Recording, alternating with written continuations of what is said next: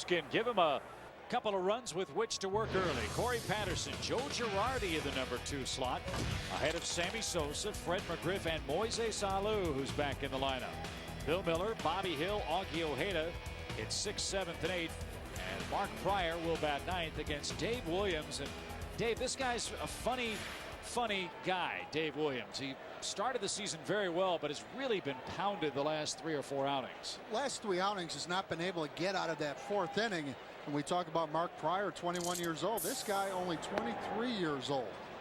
And has thrown the ball well against this Cubs ball club in 2 outings, 1-1 record, and given up 4 runs, and all 4 of those runs coming on solo home runs. In fact, all 8 that Williams has given up have been solo home runs. So he's done a great job of minimizing the damage. And guys, he has owned left-handed hitters, and I don't know why. He's held them to a 1-for-26 batting average this year. Billy, anything you see from him that would indicate? He's throwing a good fastball, a tailing fastball. He got a real good changeup, and he tried to get the ball on the outside part of the plate. Let's hope that our left-handed hitters get him. See, that was a changeup, I think, right there. He get ahead of the hitters, and then he throw the changeup in the dirt. Left-handed hitter that you were, what adjustments would you make from right-handed pitchers to a left-handed guy, and especially like Williams, one that doesn't throw particularly hard? The one thing I did, if I faced a right-handed pitcher for a couple of 2 or 3 weeks, and coming in with a left-handed pitcher, I tried to hit the ball to the left side of the diamond. Because, you know, facing a right-hander, you know, you try to throw the fastball and slide on the inside part of the plate, and I wanted to make sure I stayed with the left-handed pitcher, so I get my stuff to left field. And really, I think that's what Corey Patterson, and we just saw him strike out, but that's the one thing he's doing from that left side, is trying to take those lefties to left field. And every once in a while, he will get jammed on that inside fastball from a lefty, but hey. There's Joe with a base hit. He's off to a great start in the month of May. That's a 4-game hitting streak for Girardi, who's hitting in the #2 spot for the first time this season. And Billy and Dave, out of necessity, Don's really had to shuffle that lineup, and Girardi's had one of the hottest hands of anybody. Well, Joe he's been swinging the bat pretty good for the month of May. He's been getting in, catching some games. I just hope that you know, somebody else could do a job where he won't have to catch so many games. Because I remember a couple of years ago he was hitting 300 and got tired at the end of the season. But it's good he's catching tonight, catching Mark Pryor. He knows the Pirates hitters. He put down the fingers. Pryor got confident in him, so this is a good match. Here's Sammy Sosa. Sammy, 4 homers, 6 RBIs against left-handed pitching, and boy, it was great to see him finally able to drive in a run last night in Game 2 of that doubleheader. You talk about a ball that evaporated. One he hit against Josh Fogg was a huge blow. And that pops away from Kendall. Girardi will scamper to second with 1 man out. It was a breaking ball, and the Cubs needed that, because after losing the first game 12-1, and they come back and win the baseball game, you know, it was something. You know, Sammy, in that count 2-1, Billy, and you've been in those situations, looking out over the plate, probably realizing that Josh Fogg in that situation isn't going to challenge him with that inside fastball. No, it's really not. So it was a breaking ball, and Sammy, as you say, was looking out over the plate. He knew, because you know, he got it. You know, he's not going to give him anything good to hit. And that's the bad thing about that wild pitch. It opens up first base, sets up a double play. They walk Sosa intentionally, and here's where that 1-for-26 statistic plays so large a role in the game. Williams got Patterson to lead off the game. Now, guys, he faces Fred McGriff.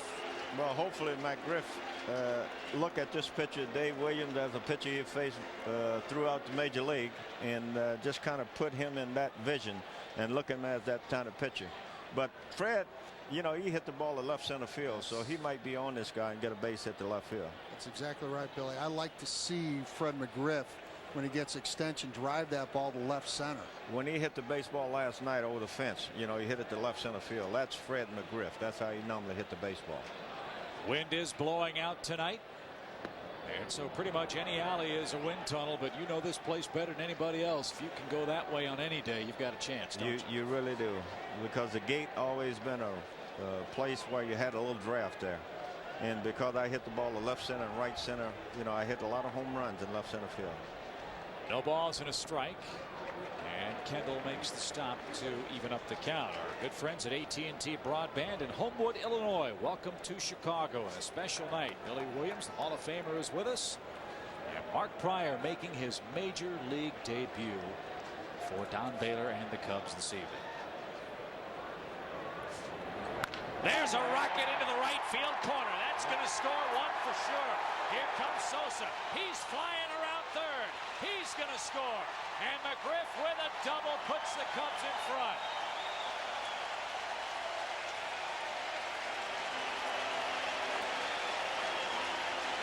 That's the surest way to force teams to pitch to Sosa. It really is. When McGriff come up there, and he's been swinging the bat real well. I think the one thing that does, though, we're looking at the hit that McGriff hit down the right field line, drove in a couple of runs, but it add more to Mark Pryor. He could go out there and relax a little bit now and enjoy his game. No question. Our RBIs number 26 and 27 for the Crime Dog, and I'll tell you what, Sammy Sosa going from first to third. He can scoot, Billy. Sammy can still run. And here's Moises Salou. Joking with Moises before the game. I said, hey, on that dive, I'll give you about a 9.4. He said, what if I made the catch? Well, then you get a 10. Get a 10. A 10. But he made a heck of a try. I don't know whether I would have did that or not, you know, losing by 9 runs. But we need him in the lineup, and I think Lou is trying to do a little bit too much, coming with a different ball club, and he wanted to go out there and prove that he's a good hitter. He don't have to prove nothing to nobody because he's a great hitter. Right, well, he's been doing it all over the years. No balls and a strike to Alou. A couple of home runs for him, and there's a high fly ball to right. Makoviak gives ground and has room. And McGriff's going to tag, and he's going to head to third. Here's the throw from Makoviak, strong but off target. Runner at third with 2 outs. Billy, we get a lot of email all the time, and people ask us the question I'm going to ask you. Have you ever seen a team that has slumped from 1 through 8 like this one has in the first month and a half? I really haven't, Chip. I've been in baseball a long time, and normally you see 2 or 3 guys slumping at one time, but I haven't seen 8 guys throughout the lineup slump like the thing we've gone through. And I know that hitting is contagious. Seemed like on this ball club, you know, not swinging the bat real well is contagious. Sometimes it can be a disease, right? Yeah, yeah, that's what it is now. But you normally see, you know, you keep 2 or 3 guys swinging the bat at one time. You don't want everybody to swing the bat, you know, at the same time, because you know everybody going to do just what they're doing now, hit the slump at the same time. Of course, you get a couple of guys swinging the bat real good, it'd be nice. But I've never seen 8 guys throughout the lineup go into slumps like I could feel for the 3, 4, 5 guys because they're trying to do a little bit too much. When they get a guy on second base, they're trying to drive him in because they know their run produces. 2 strikes to Miller, and Bill looks away. 1 and 2 your count. When you look at the career numbers, that's why teams keep them. You know at the end of the year that if a guy's a career 286 hitter, he's going to hit anywhere from 275 to 295. That's right. But do you look at McGriff and Alou, neither man hitting his weight, and that's shocking at this point in the season, because especially in Alou's case now, he's been hurt, but he's always a fast starter. I tell you, I was just hoping that we stayed close, you know, not being behind like we have in the league, because you know these guys going to hit. I think the one thing we talked about. A little roller back to the mound, and Williams will make the play. One thing you talk about, Chip, is a guy coming in, you know, the major league. That's why you get him with the ball club. He's a career 290 hitter, you know, 320 hitter, driving a lot of runs, hit a lot of home runs. And the one thing happened, I was hoping we stayed close because you know they're going to have good years when the weather warm up a little bit. Well, Cubs get 2 from Mark Pryor, and at the end of 1, Cubs lead Pittsburgh 2-0. Cubs fans, plenty of good seats still available for Cubs games throughout the 2002 season. For tickets, call 1-800-THE-CUBS or visit the Wrigley Field box office or any Chicagoland Sears or Sears hardware store, or go to Cubs.com, the ultimate baseball website. Listen to game day audio and watch highlights direct, baseball's best and more, exclusively at Cubs.com. 3 balls, no strikes to Rob Makoviak, the Pirate right fielder, hitting .224 on the year. Cubs get 2 in the first for Mark Pryor, and 4 straight puts the Bucco right fielder aboard in the second inning. 1 on, nobody out for Jason Kendall, the Pirate catcher slumping. This guy's a better player, Billy, than .259, isn't he? Kendall, you know, he had he broke his ankle a 2 or 3 years ago, and I think he's still trying to get back into it. But he always, through the years, put the bat on the baseball. I think more so he's trying to pull a baseball now. When he had his good years, he drove the ball in the right field. Which is what they're hoping he'll do in their new ballpark. Yes. How would you have liked hitting at PNC Park in your day? Matter of fact, all the ballparks now, Yeah, I think I know. all the ballparks are being built small now. We were just talking, Bill Burton and I was talking about, you know, old Ford Field, you know, why they used to house the cage in center field during a baseball game. But it was about 470, 480 out there, and the cage didn't come into play, not any time. Wow, it's like Tiger Stadium, the 440 feet away from home plate to center field, still well over 400 feet in their new ballpark in Comerica Park, and all you hear are the players whining about how big the ballpark is. Man, that was commonplace in your day, wasn't it? Yeah, all the ballparks was large. You know, you're talking about playing in the Polo Grounds. You know, you couldn't hit it over the hitter's eye. I remember one Sunday we playing then. Lou Brock hit the ball over the hitter's eye in center field. But most of your ballparks at that time were big ballparks. I know in Detroit, they got to sign some pitchers first, and then they bring the fences in. So they're not going to get no hitters over there because it's too far. Tell you what, that old Tiger Stadium, that place couldn't hold me. I gave up a 440 footer there. Oh, you just So a walk and a hit batsman for Pryor. Here in the second inning, 2 men on with nobody out. Well, that's where you want to go against Mr. Kendall. 0-2, just trying to crowd him. But at the same time, with Kendall diving out over the plate, difficult pitch to get in there because he really tries to take away that outside corner.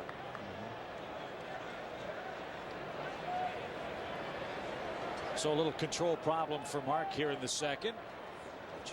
Got to figure the nerves still jangling for him. 1 ball, no strikes to Kevin Young. He went 3 for 5 yesterday in the Pirate doubleheader, including a home run and a pair of doubles, and he scored twice. 1 ball, 1 strike. Well, Pryor has that devastating curveball that we've seen early on in this ball game, but at the same time, against a guy like Kevin Young, and seeing him hit yesterday, good off-speed hitter. I like to stay with that fastball against Kevin Young.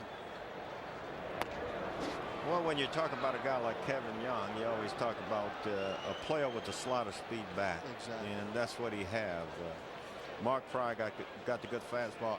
I like to see him go up and in on him and try and get a ground ball. Young doesn't run particularly well. And that one corked back into the seats. 2 balls, 2 strikes. Since 1920, only 13 Cubs starting pitchers have picked up wins in their big league debuts. Over the last 15 seasons, though, 6 of those 13 were triumphant. And I'll bet you, Billy, you'll remember just about every single one of them. We'll go down the list in a second. 2 balls, 2 strikes.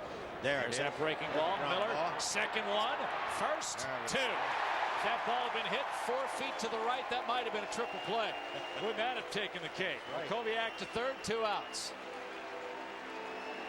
Well, we talked about Kevin Young being a fairly good breaking ball hitter, and he hits this ball pretty good to Bill Miller. But what I like about Billy Miller in that spot, he's not so much worried about the double play, but knocking the son of a gun down and at least getting it out and saving a run. And he was fortunate enough to roll it up. Yeah. Here's Pokey Reese, 0 for 5 yesterday for Pittsburgh. And he takes a strike. Jeff Pico won in May 31st, 1988. Sean Bosky in 1990. Bob Scanlon in 91. Then Amori Telemaco in 1996. Jeremy Gonzalez and Kyle Farnsworth. And Pokey Reese with a solid single to right scores the first Pittsburgh run, and it's a 2-1 ball game here in the second. Well, there's a mistake right there with the man on third base and your 8-hole hitter up. You don't want to give him anything too good to hit because you have that pitcher on deck. Well, that was a rookie mistake. I'm surprised he gave him a good ball to hit because, as you say, you got the pitcher coming up to the plate. You always want to get that pitcher up there. Especially one hitting 167 like Williams. Man that struck out 8 times this season. So no shutout, no hitter. Pirates are on the board. They've cut the Cub lead in half at 2-1. Out of play for a strike. Most strikeouts by a Cub in his major league debut since 1969. That total is 8. Juan Cruz did that August 21st against the Milwaukee Brewers. Pryor with a couple of strikeouts to start the game. And Williams is down 2 strikes. All those particular pitches I remember. The one guy I remember because you know, he was out in Arizona, Jim Bellinger, as a shortstop. He signed as a shortstop, and when I went out to manage the instruction league, he was my shortstop out there. He got a lot of base hits, drove in a lot of runs, and he became a pitcher. That's right. And he's the last Cub to homer in his first major league at bat. That was against Real Cormier in St. Louis. Who was then with the Cardinals. So stay tuned. Pryor's going to hit third when the Cubs come up in this second inning. Live fastball missed. 2 balls, 2 strikes. Got to figure that Cubs will let Pryor go as long as he can, but they will be very careful with his right arm, a lot like they were with Caray Wood. No question. And 115, 120 pitches will be it for Mr. Pryor. There's his 3rd strikeout. He surrenders his first big league run, but he hasn't surrendered a lead. He's got a 2-1 advantage, and Mark Pryor's coming up 3rd. After our game, it's Fifth Third Bank Cubs Post. Get all the highlights and analysis of tonight's action. Don't miss Fifth Third Bank Cubs Post right after our game on Fox Sports Net. 2-1 your score. Bobby Hill, Augie Ojeda, and Mark Pryor are coming up for the Cubs, who lead it 2-1 in our second inning. Dave Otto, Billy Williams, and yours truly, Chip Caray, from historic Wrigley Field, where the Cubs tonight try to win their 3rd game in 4 outings. The Cubs have dug themselves quite a hole, gentlemen. 11 games behind the first place Cincinnati Reds. Got to figure, take them one at a time, which is quite obvious, but they can get back to within a game or 2, either under or above 500 by June 1. Take your chances after this kind of start. Well, you still have a lot of baseball games to go, but we got to continue start scoring some runs. We dug ourselves a deep hole, as you say, but we still have enough games. When we go on a streak, we got to win 10, 12, but you got to take them one at a time. You got to win the first one first. And I think it's a surprise to a certain extent where Cincinnati is right now in first place at 27-18, and you know, all of a sudden they're getting some pretty good pitching, and that was going to be their weakness. Bobby Hill scorches that ball to a former Red. Pokey Reese would play at second. 1 up and 1 man down. Ken Griffey Jr. Billy's going to be back this weekend apparently for Cincinnati when they go to Atlanta, and they're talking to Jeff Shaw still. Well, you know, Ken, when Griffey come back, you know, he gonna go all out because he's a great ball player, and I thought he would have that great year last year coming back off the injured list, but you know, when they get him in the lineup, it's going to add another player. They get him back. What do you do with Mr. Kearns and Mr. Dunn or Encarnacion, the 3 guys that are playing super right now? And you know, I guess Cincinnati has that luxury of 4 quality outfielders. Well, I think anytime you got a Ken Griffey Jr., he's going to come back and he's going to be in the lineup, you know. Absolutely. And it's another guy proven that he's a Major League Baseball player. You know, he could do a lot of things on the baseball field. 2-0 pitch to Augie Ojeda. There's a line drive down the left field line. That's going to bounce against the left field wall. Brian Giles is over quickly. Not fast enough to get Ojeda, who stands at second with his second 2-base hit. And here comes Mark Pryor at the plate. I'm looking as forward to watching him hit as I am to pitch. Well, in the minor league, his first start in AAA, he hit 2 home runs. So I'd seen him out in spring training. You know, he's a guy that when he swings the bat, you look at him as a normal hitter because the ball jumps off his bat. And he's a big guy, he's a strong guy, but he gets his bat through the strike zone. But we're really concerned about his pitching. We want him to get people out. And how about that? They throw him a breaking ball. They know about. They read the scouting report. They know. Too, don't they? By the way, with that double, Caray makes a $50 donation to the Make-A-Wish Foundation. That's 2 doubles tonight. 1 by McGriff, 1 by Ojeda. 1 ball, no strikes to Mark Pryor as he'll try to help himself. Pretty good cut. And it's out of play to the right side. Down in the minor leagues, Pryor went 3 for 7 at Iowa with a triple and 2 home runs.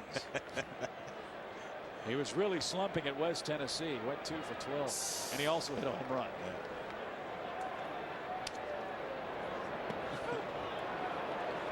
He's breaking off some curveballs. He's seen 2 curveballs and a cutter right in his kitchen. Oh my! Welcome to the big leagues. Yeah. 1 ball, 2 strikes. And it's even at 2-2. I got to say, here come the curveball again, huh? I think he's ready for it this time. Did you think like a hitter, or did you try to outguess the pitcher when you were up there? I continue to thought like a hitter. Thought like a hitter. 2 balls, 2 strikes. There's the curveball. There's the curveball. He fought it off. My question is, Dave, you're in Pryor's shoes. Very analytical guy. Is he thinking like a pitcher or thinking like a hitter now? I'm sitting dead red. I'm looking for that fastball. Right now. He's dead red right now. If he throws something else, hey, I'll take my seat. Yeah. If he misses, he'd go 3-2, so he don't want to do that. Another curveball. Left it out over the plate. But pitchers get in patterns sometimes. When I face a guy like Gibson, Drysdale or Koufax or those guys, Koufax had the 2 pitches, fastball and curveball. And you didn't have to think too much. You're going to get one or the other. And you didn't like either one. Didn't like either one. Strike 3. Took the fastball. And you got your pitch, 2. Dave. Yeah, that's right. Dead red. Dead red. I'm coming out of my shoes right there. So runner at second, 2 outs. And Corey Patterson will be the hitter. Both Patterson, Hill, and Pryor. 3 very talented young players that come from within the farm system. You have to be excited about that. You already know about Sammy Sosa, Caray Wood, John Lieber. When you could reach in like we did this year, you got Patterson up here, and you bring up Hill and Mark Pryor come up to the big league. Normally you get 1 or 2 guys coming to the big league in 1 year. Sure. But when you could put 3 guys on a major league roster, you're doing pretty good. You know that your farm system is working, because over the years, this is how you win baseball games. You get guys who have played together for so many years, and when they come up to the big league, they play together up here, so they know each other's habits. That was the way it was done in your day. You and Ron Santo pretty much played every day together in the minor leagues, and certainly in the major leagues too. We did, Chip.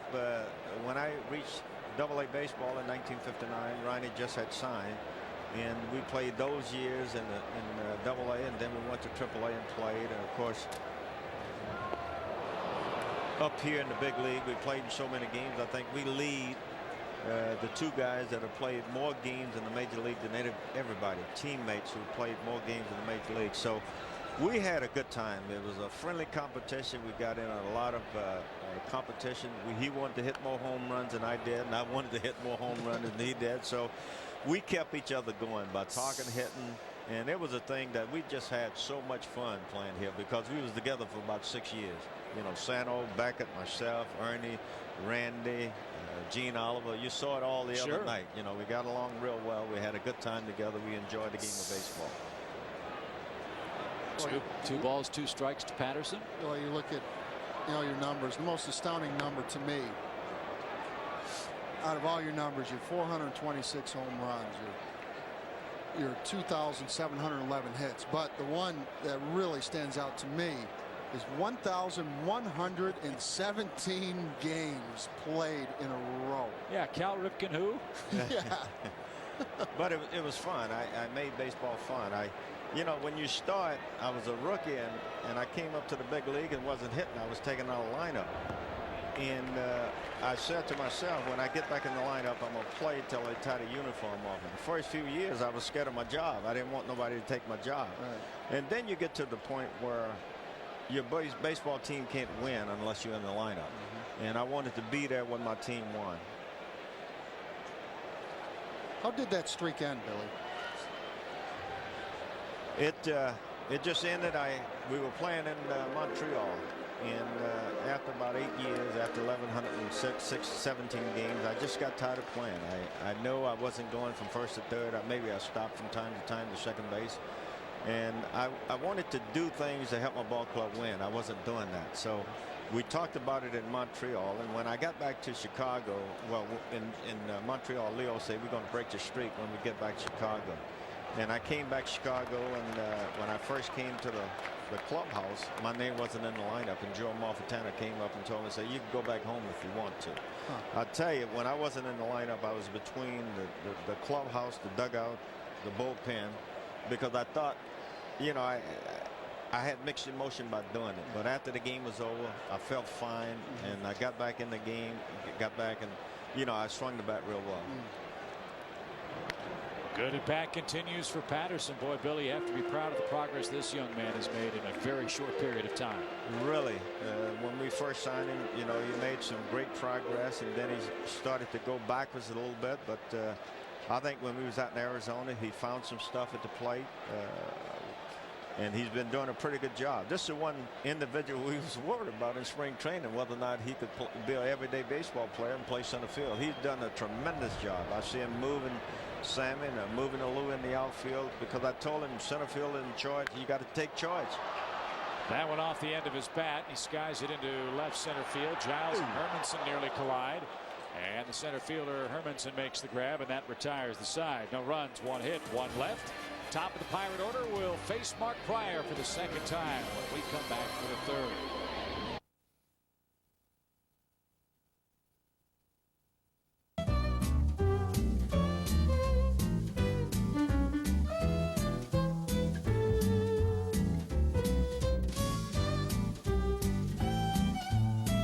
Announcing Friends Fly Free from Southwest Airlines. Simply purchase a special discounted fare starting at $59 and a friend comes along for free. You are now free to move about the country. This copyrighted telecast is presented by authority of the Chicago Cubs and may not be reproduced or retransmitted in any form. The accounts and descriptions of this game may not be disseminated without the express written consent of the Chicago Cubs. Right now, an eating machine may be destroying your lawn. Oh, am I hungry? I'm starving. I'm gonna eat the whole yard. Now there's Bear Advanced season-long grub control with merit. It's specially designed to kill the grub's appetite. What's this? And it's guaranteed to kill more grubs all season long. I ain't hungry no more. Get the grub before the grub gets your lawn. From Bear Advanced, where better thinking always gives you better results.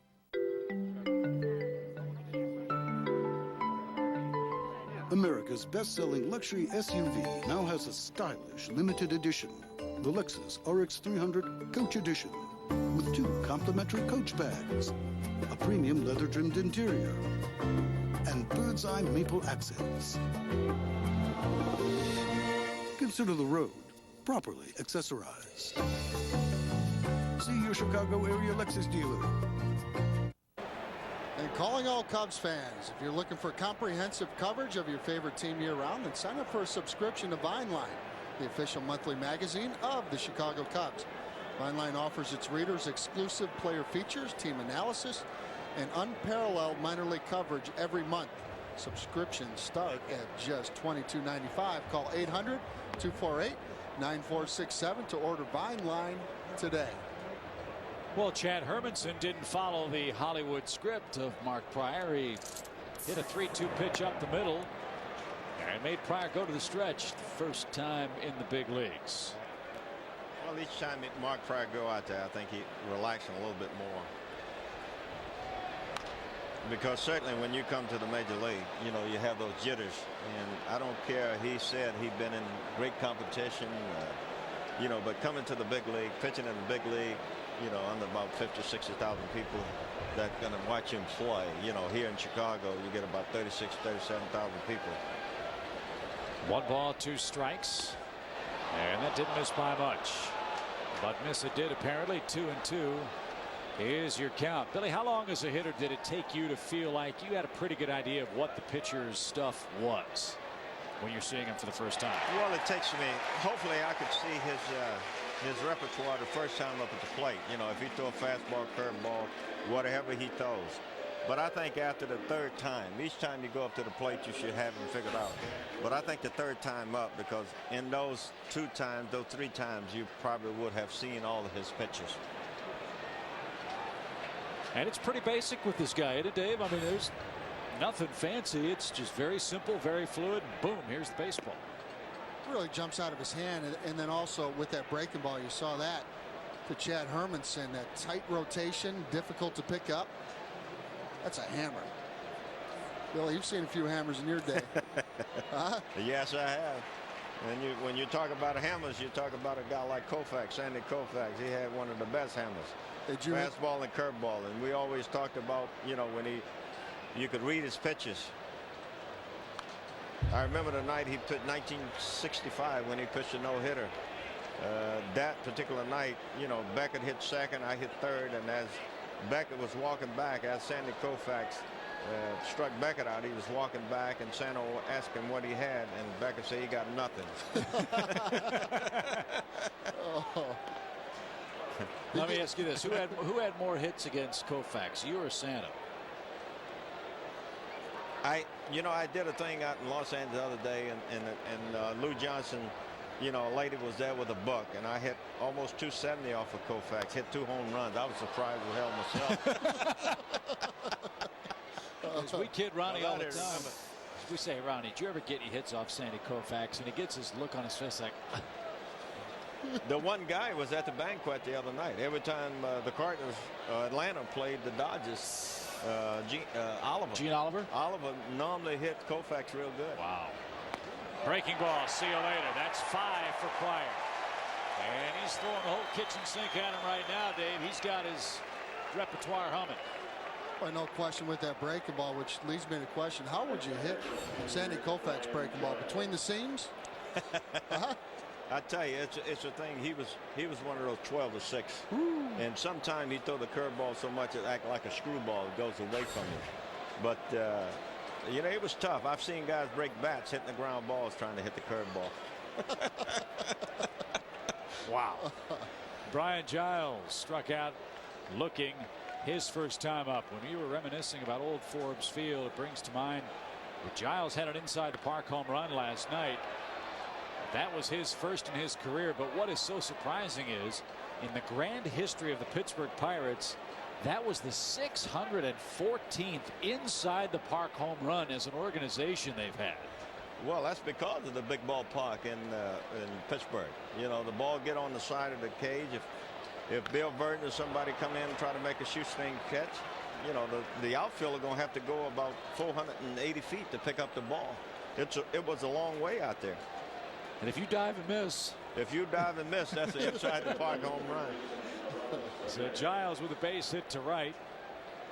That's his 4th hit of the series. It again brings up Ramirez, who took a breaking ball for strike 3 his first time up. A lot of excitement at the ballpark. Cubs looking for a spark, trying to put together a good solid run of a week's worth of baseball. They've got a 2-1 lead here very early in Mark Pryor's first big league game. Pretty good breaking ball right there. It really is true. The hitter will tell you how the pitcher's pitching much more than the pitcher will. That's right. The way he swung at that breaking ball right there, it tells you he got a pretty good breaking ball. Exactly. Because his rear end was in that third base dugout, wasn't it? 1 strike to Ramirez, instead to first. Cubs 7-15 here at home. Trying to win for the 9th time in 26 games against the division. That's what has to worry you the most of all. With so many games within the Central, the Cubs have dug themselves a big hole. Not just in the National League, but within the division. These are games that come August and September, you're really going to wish you had back, especially the way that some of them were lost in such close fashion. When you lose games in April by 1 run or something you did at that baseball game, you know, they always come back and haunt you. 2 strikes to Ramirez.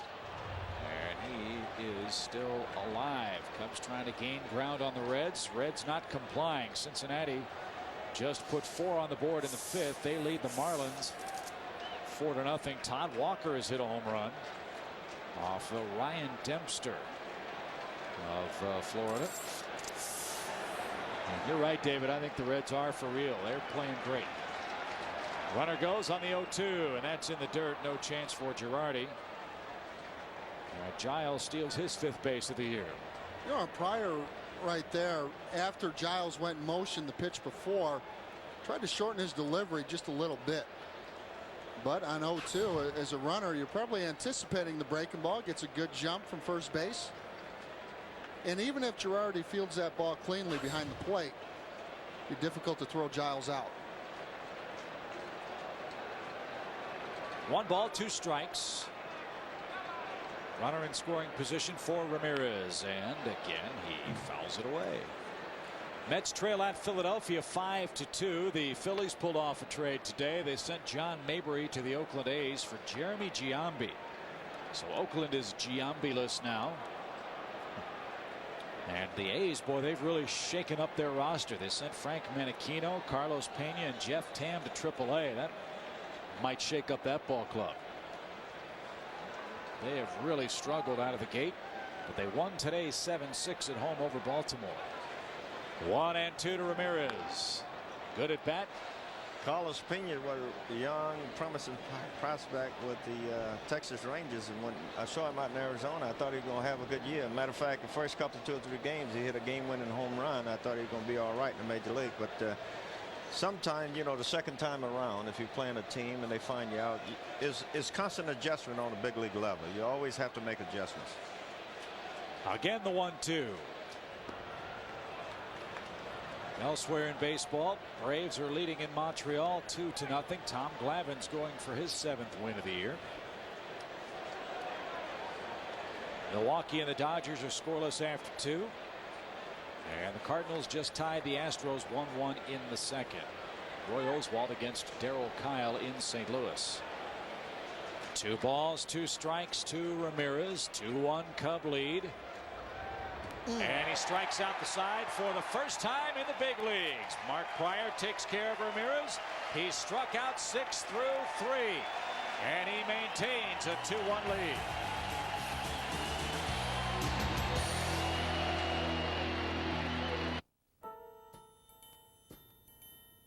Jersey, and he thinks Mark Pryor's going to do big things. Chip and Dave, let's send it back to you.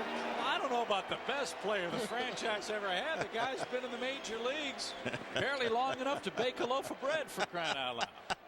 And bought the jersey already. Boy, how quickly they forget, Billy. What's up with that? I know it. I tell you one thing, Mark Pryor knew he was going to be here because he made a commercial out in Arizona. He said, when I take my Lexus to the ballpark in Arizona or here in Chicago. Look at Sammy on low, deep to right center. A towering home run by Sosa. His 2nd in as many days.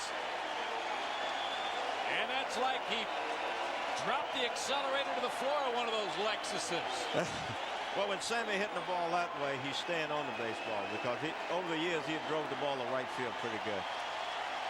Well, and I really think that home run got him going last night against Josh Fogg. Sammy with the 17th home run of the year, and in only 10 at bats against Williams. Sammy's got 3 long ones against Mr. Williams. Maybe he got his number, huh? Yeah, he's in his book. Yeah. I know you got your book.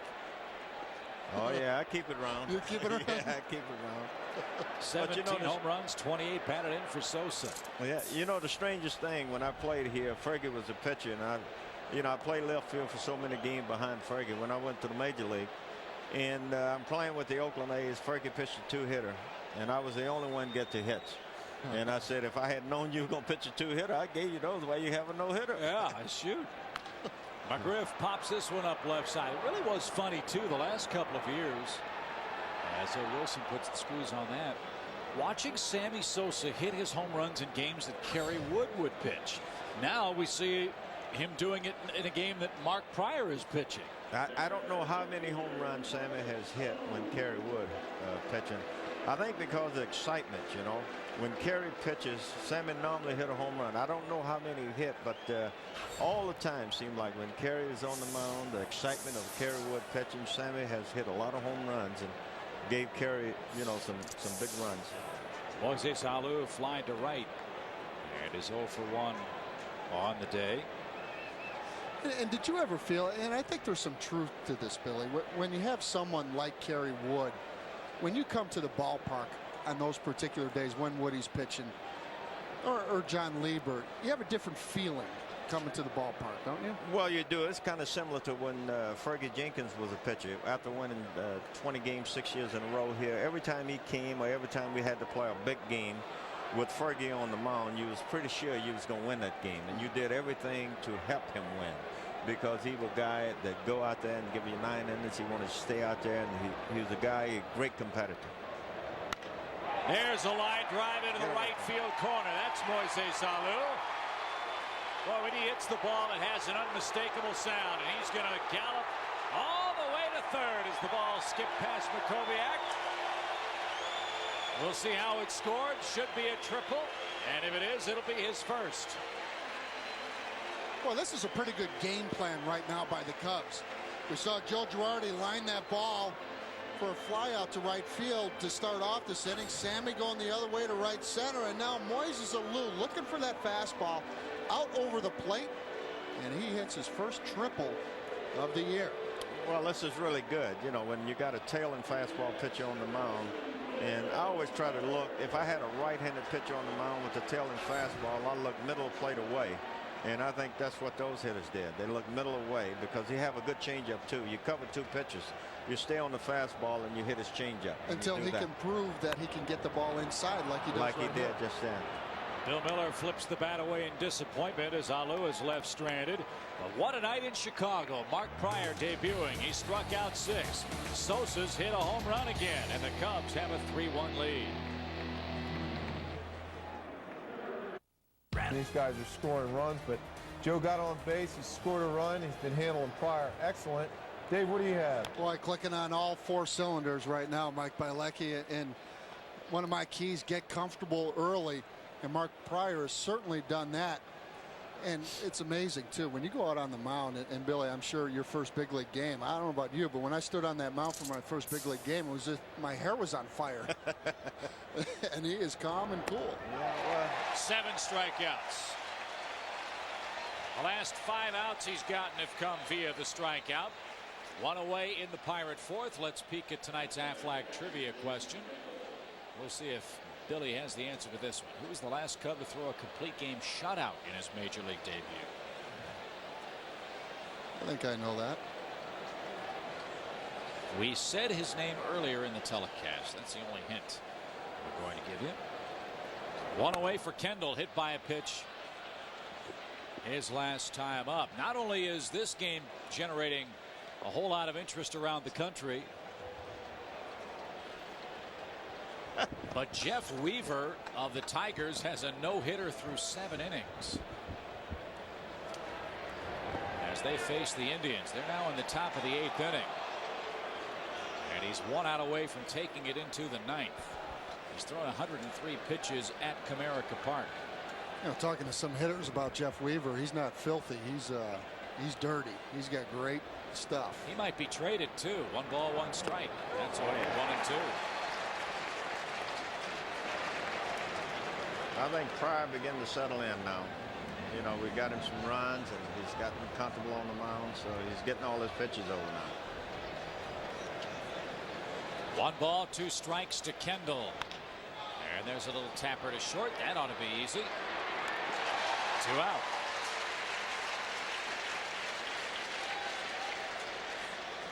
You know, there were a couple of players in Double-A that faced Mark Pryor from the San Diego organization, and after the game, these players who have never played in the big leagues yet went up to Ted Simmons, who's in the front office for San Diego, and they asked him, "Hey, Ted, is that what it's like to hit in the big leagues facing a guy like this every day?"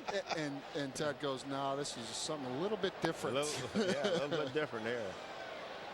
I think we're watching a pretty special pitcher on that mound.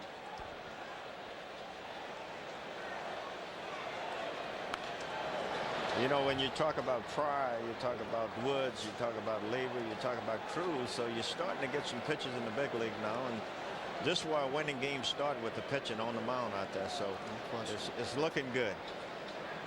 And a assuming everybody stays healthy, you're looking at a cornerstone of 3 starters. We're all less than 25, 26 years old. They're pitching the big league a long time, you know, if they stay healthy. But with Mark, you see the, you know, how he pitches. You know, he's throwing the ball real easy. Easy cheese. Ball 3 high, 3 balls and a strike.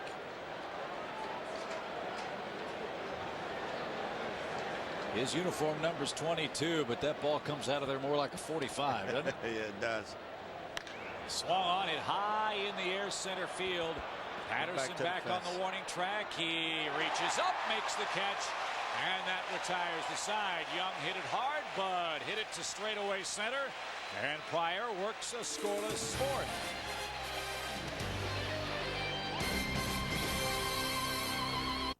Flag trivia question. Billy, who was the last Cub to throw a complete game shutout in his major league debut? It was Pico, Jeff Pico. I was here for that game. He pitched real well. 4-0 shutout against Cincinnati in 1988. Good pitcher. Throw a shutout in your debut, you bet. Yeah. He's a good pitcher. Here's Bobby Hill. He takes a strike from Dave Williams, who gave up his 9th home run this year. It was a solo shot to Sosa. And the Cubs with a 3-1 advantage. Now, Billy, we're going to go back in time a little bit. We're going to show the entire Western world the picture that made Shirley realize that she just couldn't live life without you. No, what is it? No balls, 2 strikes, 1 and 2 your count. Here it is. Look at that handsome man. Look at that. That's at Scottsdale. That's Scottsdale, old Scottsdale Now this Stadium. one. Now here's a picture. See the bow tie there? Here's a picture there. That picture there is what Richie Allen, 1972, when we both was named. Well, Richie was the most valuable player, and I was the player of the year in Chicago area. So we took a picture there. That was in the program that night. But the old tuxedo. Bobby Hill tries to play the baseball, and it's off the glove of Young. And Hill is going to reach. And let's see how this is scored. Kind of surprised Kevin Young didn't try to tag Bobby Hill just in case. He was inching a little bit towards second base on that play, but no tag, and now he's perched atop the pillow, so no damage done. And the whole key here is Bobby Hill to outrun it and force Williams to make the throw. Well, that's what you get from Bobby Hill. You know, he got the speed. He could get down the line pretty good, and he's gonna make a lot of players make those kind of mistakes. And we're waiting for Bob Rosenberg to make his official scoring decision over there. And it's an error on Kevin Young. Billy, anytime you're in our booth, you can second guess Bob Rosenberg as much as you want. No, that was the error right there. I think, you know, Bobby Hill gonna get some hits, but that was an error. Well, you know the old adage too, and that's what I like about this Cubs ball club, Billy and Chip. Speed has no slumps. No. And all of a sudden you have some speed in that lineup, particularly with guys like Corey Patterson and Bobby Hill. Billy, is there any talk in that Cub clubhouse, and I know you're not around the team when we're on the road, but is there any talk at all amongst the guys that you talk to, any sort of a correlation between the team's drop off in wins to the fact that you're not coaching first base anymore? I've heard that so many times everywhere I go, but I just think the one thing that we haven't been doing is swinging the bat. You can see, everybody can see, but I think once we start hitting, swinging the bat, we're going to score some runs and win some ball games like we're doing tonight. I think we excited about Pryor being up here. We swinging the bat real well. It was a good session in batting practice today.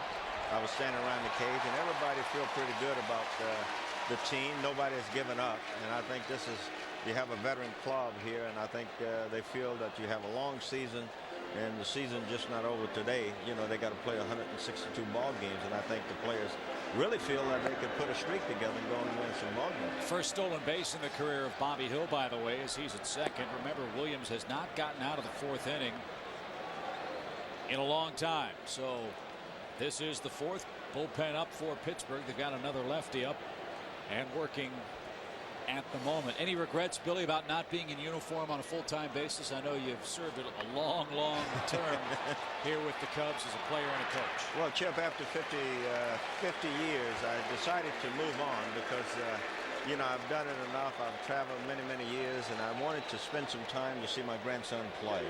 I know that he's playing Little League now. From time to time, I bring him out here at Wrigley Field. And I want to give him support because, you know, he looked like he's going to be a good athlete, and whatever he chooses, he played football, basketball, and baseball.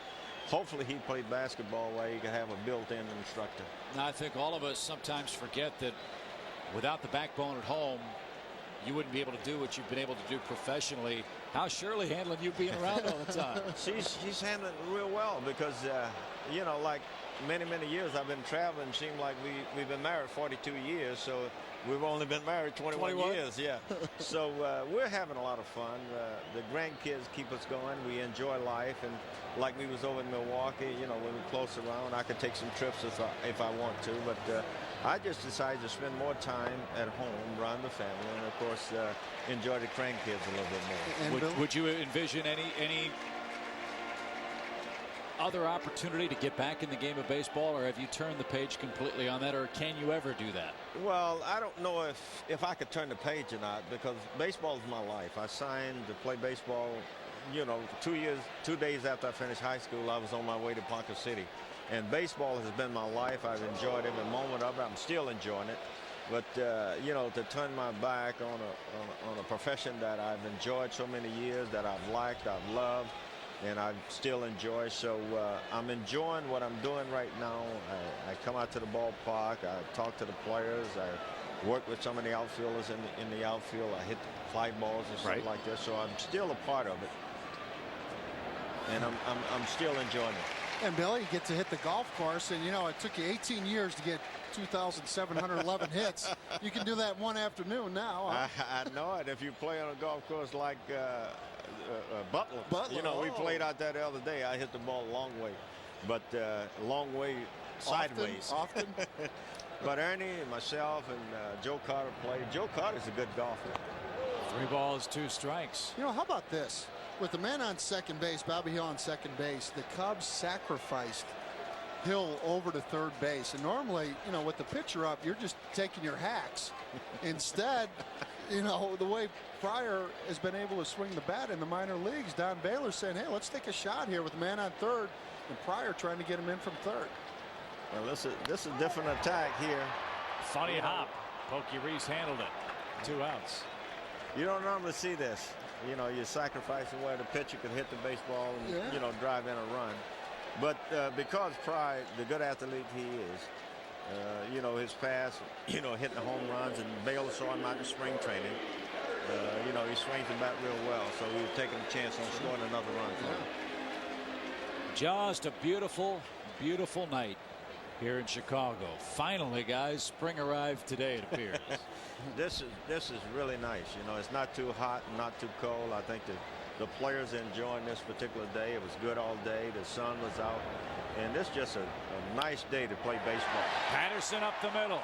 Wilson at short. Good play, good throw, and that'll retire the side. No runs, no hits, 1 error, and 1 man left. We head to the Pittsburgh 5th. Mark Pryor with 7 strikeouts, and the Cubs lead it 3-1. Time flies when you're having fun. Rock it down.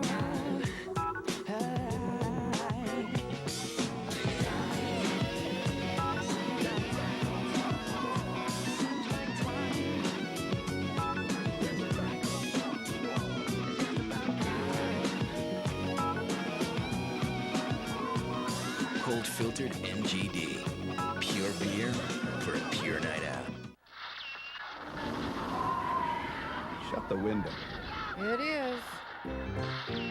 Call 1-866-4FELDCO for no-hassle replacement windows at a great price. Feldco has custom-made and installed over 500,000 replacement windows. Chicagoland trusts our quality. Drafty windows blowing you away? Hand me the phone. Call 1-866-4FELDCO for a free estimate. Feldco Replacement Windows. Showrooms north and south. The bench on the right is being painted with Krylon. The bench on the left with Rust-Oleum. After just 12 minutes, Krylon is dry to the touch. Rust-Oleum, well, gee. Oh, not good. Oh boy. For a smooth, professional finish, fast-drying Krylon performs like no other. Krylon. No runs, no drips, no errors. The last word with Jim Rome. Green betting. Sports talk as you know it. Oh, okay. We're sticking around a little. Nice to see the Cubs give Mark Pryor an early cushion. Sammy has handed a home run. And Pryor, with 73 pitches through 4 innings, has to get through this 5th with the lead to qualify for a major league victory in his first major league start. Pokey Reese, then the pitcher spot, then Chad Hermanson for the Pirates. Don't want to get too caught up in over analyzing Pryor's performance tonight. That's for all the writers, the talk show pundits, and Baseball Tonight to do, but you've got to figure that Pryor is going to get better and better and better.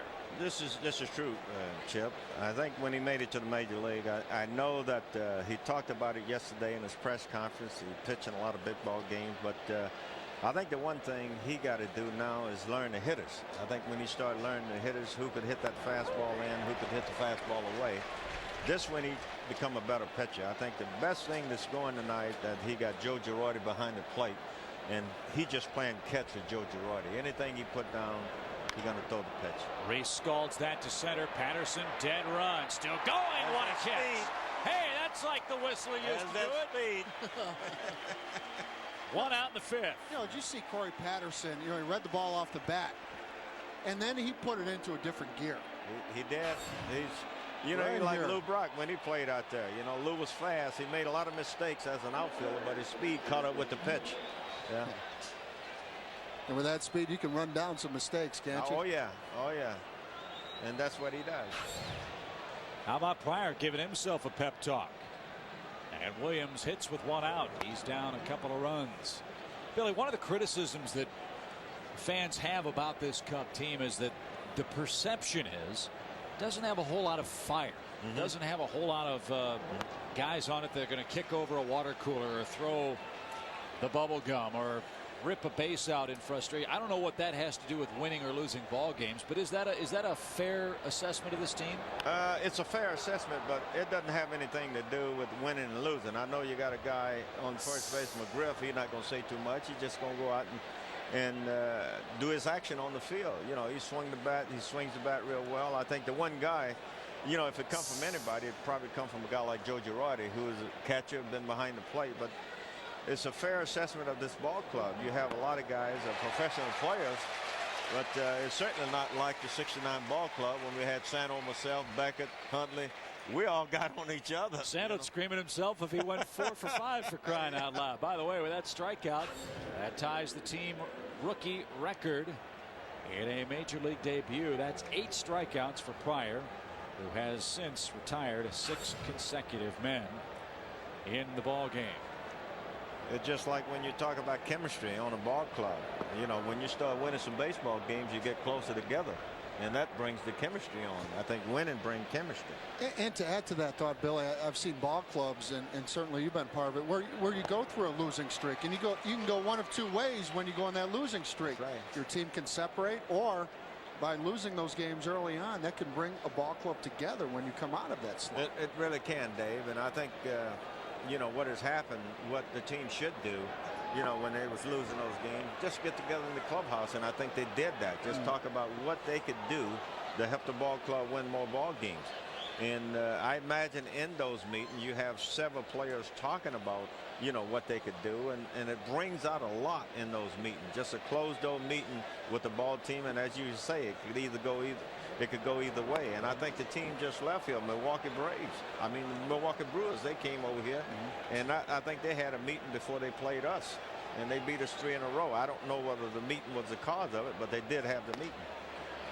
Walk number 2 from Pryor. Hermanson's aboard with 2 men out for Jack Wilson, who has sacrificed and has been caught looking. Congratulations to Mike Trenery from Chicago. He's won lunch for 8 from White Hen. If you'd like to enter the White Hen Wednesdays contest, log on to the email address that you will see on your screen shortly, or mail a postcard to Fox Sports Net. Tune in every Wednesday as we pick a new weekly winner. Wilson 0 for 1. This guy's a spunky little player. They got him from the Cardinals a couple of years ago. And talking with Lloyd McClendon about him, said he's a dirtbag. Now, he didn't mean it the way it sounded. He meant to say he's a dirt dog. He's not afraid to get in there and do the dirty little jobs that need to get done to help you win games. Well, you got to have those kind of players. The guy slide in hard at second base to break up a double play. And I remember when you talk about that, the San Francisco Giants had a guy by the name of Dirty Al Gallagher, who was a player that played third base, and every time you look at him, his uniform was dirty. And you knew he slid hard into second base, and he made the plays at third base. Dirty Al Gallagher. We always remember that name. Well, this guy and Pokey Reese have made quite a tandem up the middle for the Pirates. They turned a great double play against the Cubs, you'll recall, up at PNC Park in Pittsburgh. And Wilson, a young player around whom the Pirates are going to try to grow. Strike 2 over the outside corner. Not a whole lot you can say has gone badly for Pryor tonight. 8 strikeouts, 2 walks. He's allowed only 3 hits. He's hit a batter, and he's given up 1 run. That's it.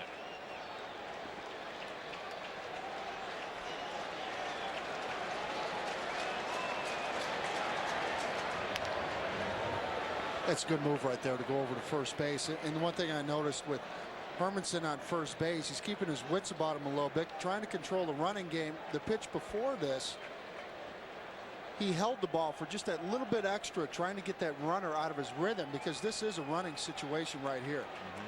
2 strikes, runner not going, and it's into the seats. Again, standing room only tonight on our producer Bob Albrecht's 46th birthday today.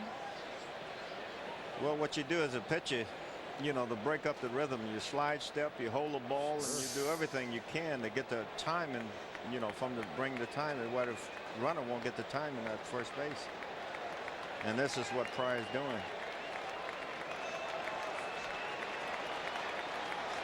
2 strikes. Driven into right field.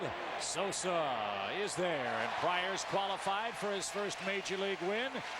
Boy, it's been a workmanlike performance. Very simple and very, very effective. What a treat.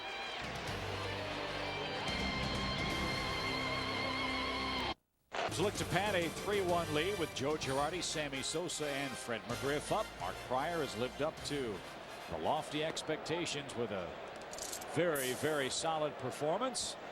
And here in the 5th, it's our Toyota fan of the game inning, Alex Seaver of Rockford, Illinois, is tonight's contestant. If the Cubs score here in the 5th, Alex wins a Fox Sports Net Toyota prize package, including a hat and a t-shirt. Girardi, line drive, caught at second by Pokey Reese. Real good play by the former Cincinnati Gold Glover. 1 up, 1 down for Sammy Sosa. Billy, you were in the locker room for the Cubs so many years while Sammy Sosa was making this incredible climb from being a very good ball player to maybe one of the best that we will ever see as far as power is concerned. What is it about Sammy, something that the fans wouldn't know about him, that is so instrumental as to how he is so successful? I think the one thing that Sammy, you know, when Sammy first came here, you know, he always worked. When he was over with the White Sox, I think he got a chance to play his 17 home runs. But one of the most important things with Sammy has made himself a good baseball player, because he'd go in the cage and he worked. In the outfield, he worked. And everybody talked about the 5-2 player that he should be. And, of course, from time to time, I mentioned it to him. And so he works in the outfield. Last year, it was one of his better defensive years in the outfield. So I think the one thing, he wanted it so bad, you know, and he worked at it. He's a guy that go out and whatever he got to do, he does it. Pulled foul by Sosa. 2 balls, 2 strikes. How about that catch he made in Milwaukee the other day? That might be the most incredible play I've ever seen. It really was. It's a game saver. You know, when you got a player like Sammy Sosa who you know, a lot of focus been on the past years with his bat. You know, we know that he can hit the home run, but I think the one thing he's doing now is making himself a complete baseball player by making those kind of catches, by throwing people out at, you know, different bases. So I think right now he's at a stage now he find that many people come through the turnstile to see him as a baseball player, and he don't want nobody to leave this baseball park, you know, not recognizing the play that he does. He wants to satisfy everybody that come in to see him play baseball. He takes the walk, which is the main reason I think he's become such a great hitter. That's the pitch that would strike him out a couple years ago. This is true. When he first came over here from the White Sox, you know, he was a young player, aggressive player. And at times he was aggressive out of the strike zone. Now he's aggressive in the strike zone. A lobo, as Dave calls it. A lobo. Yes. He's really a low ball. He hit the low ball real good.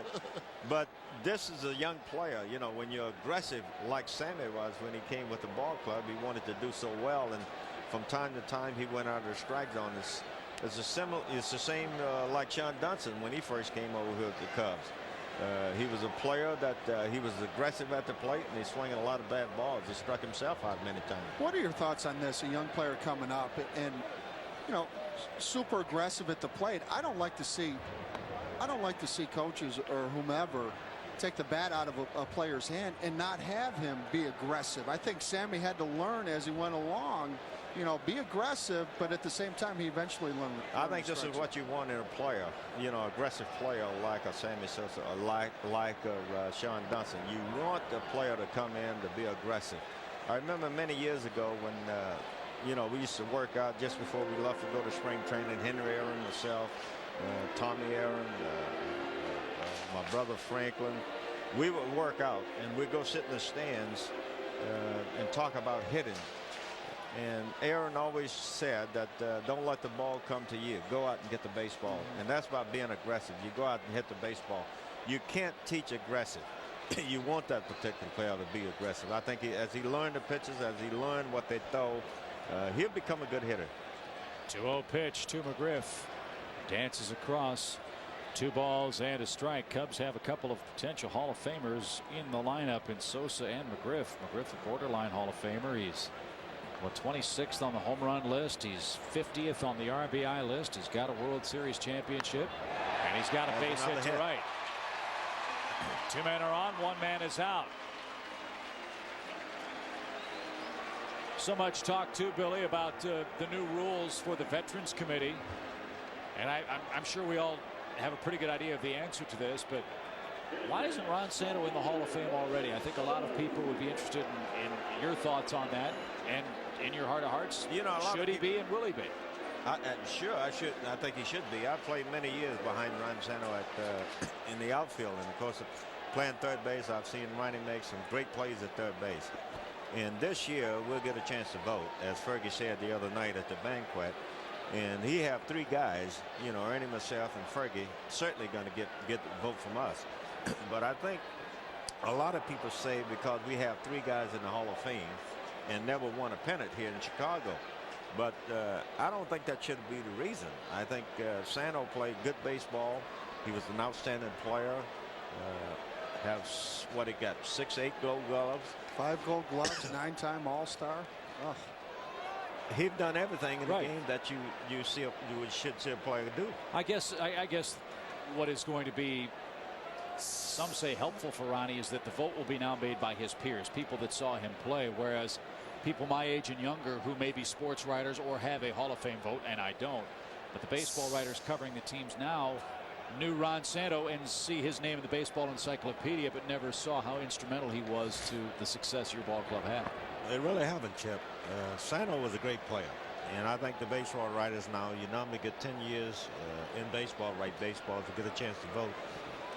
And I think a lot of people, because we were never in a postseason play, I think a lot of guys didn't get a chance to see him play.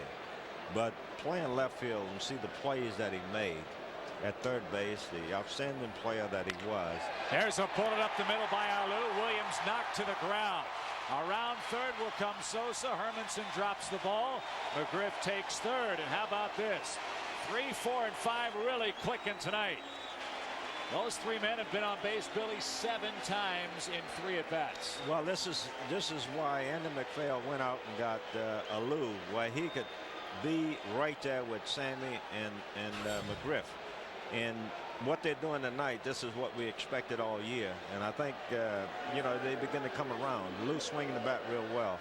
But going back to Ron Santo, I think, you know, when we were at the Hall of Fame ceremony, and we talk about players should be in the Hall of Fame, when we talk about Ron Santo, you know, Brooks Robinson, who was a guy that played great third base, and he always agreed, you know, that Santo is a player that should be in the Hall of Fame. But I really think because we was never in postseason play, a lot of people get a chance to vote.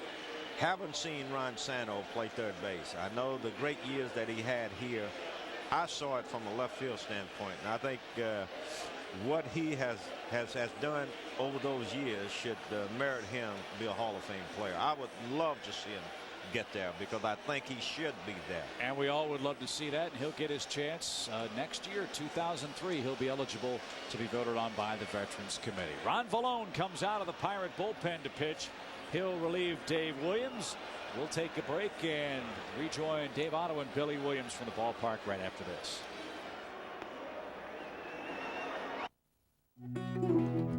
Officially, it's called Jack Daniel's Old Time Old Number 7 brand quality Tennessee sour mash whiskey. But you can ask for Jack. Hey everyone, Mitch Robinson at the Empress Casino in Joliet reminding you that time is running out on the Cold Cash Cool Cars giveaway. We've already given away the Cold Cash, but there's still time to enter for the Cool Cars. Someone's going to win this Cadillac Escalade or his and hers Mustang convertibles. The lucky winners will be drawn this Friday night at 7 right here at the Empress Casino. You must be present to win. So come on out to Empress Casino Joliet for the Cold Cash Cool Cars giveaway before it's too late. Right now, an eating machine may be destroying your lawn. Oh, am I hungry? I'm starving. I'm gonna eat the whole yard. Now there's Bear Advanced season-long grub control with Merit. It's specially designed to kill the grub's appetite. What's this? And it's guaranteed to kill more grubs all season long. I ain't hungry no more. Get the grub before the grub gets your lawn. From Bear Advanced, where better thinking always gives you better results. Cubs baseball is brought to you in part by the Larry Roche Family Auto Group Superstores, saving you more since 1923. Bill Miller faces Ron Valone and takes a quick strike. Valone was the man that was sent out of the rotation and into the bullpen when Chris Benson came back from his arm problems. And we will see Chris Benson in the series finale tomorrow afternoon here in Chicago. But the way Williams has continued to struggle, Valone might find himself back in the rotation if he can perform well over the last several innings of today's game. And Valone only making his 3rd relief appearance of the year, 10th appearance overall, and really started out well for the Pittsburgh Pirates. Opening day starter for the Buccos, and now back in that bullpen. And Pirates right now have 3 left-handers down there, and you're certainly right, Dave Williams, really his 4th poor outing in a row for him. Pirates might put Valone back in that rotation. 1st and 3rd for the Cubs. 1 out, 1 in. Sosa scored 3 of the 4 Cub runs. Joe Girardi has scored the other. And Bill Miller will try to get it past the pitcher. He's tapped back to the mound twice. Boy, that'll drive you nuts as a hitter, won't it? The one thing you do when you hit a ball like that, you have to run so hard on first base. And a lot of guys, you know, when you come back in the dugout, you know, the one thing they say, a grown man hit that ball.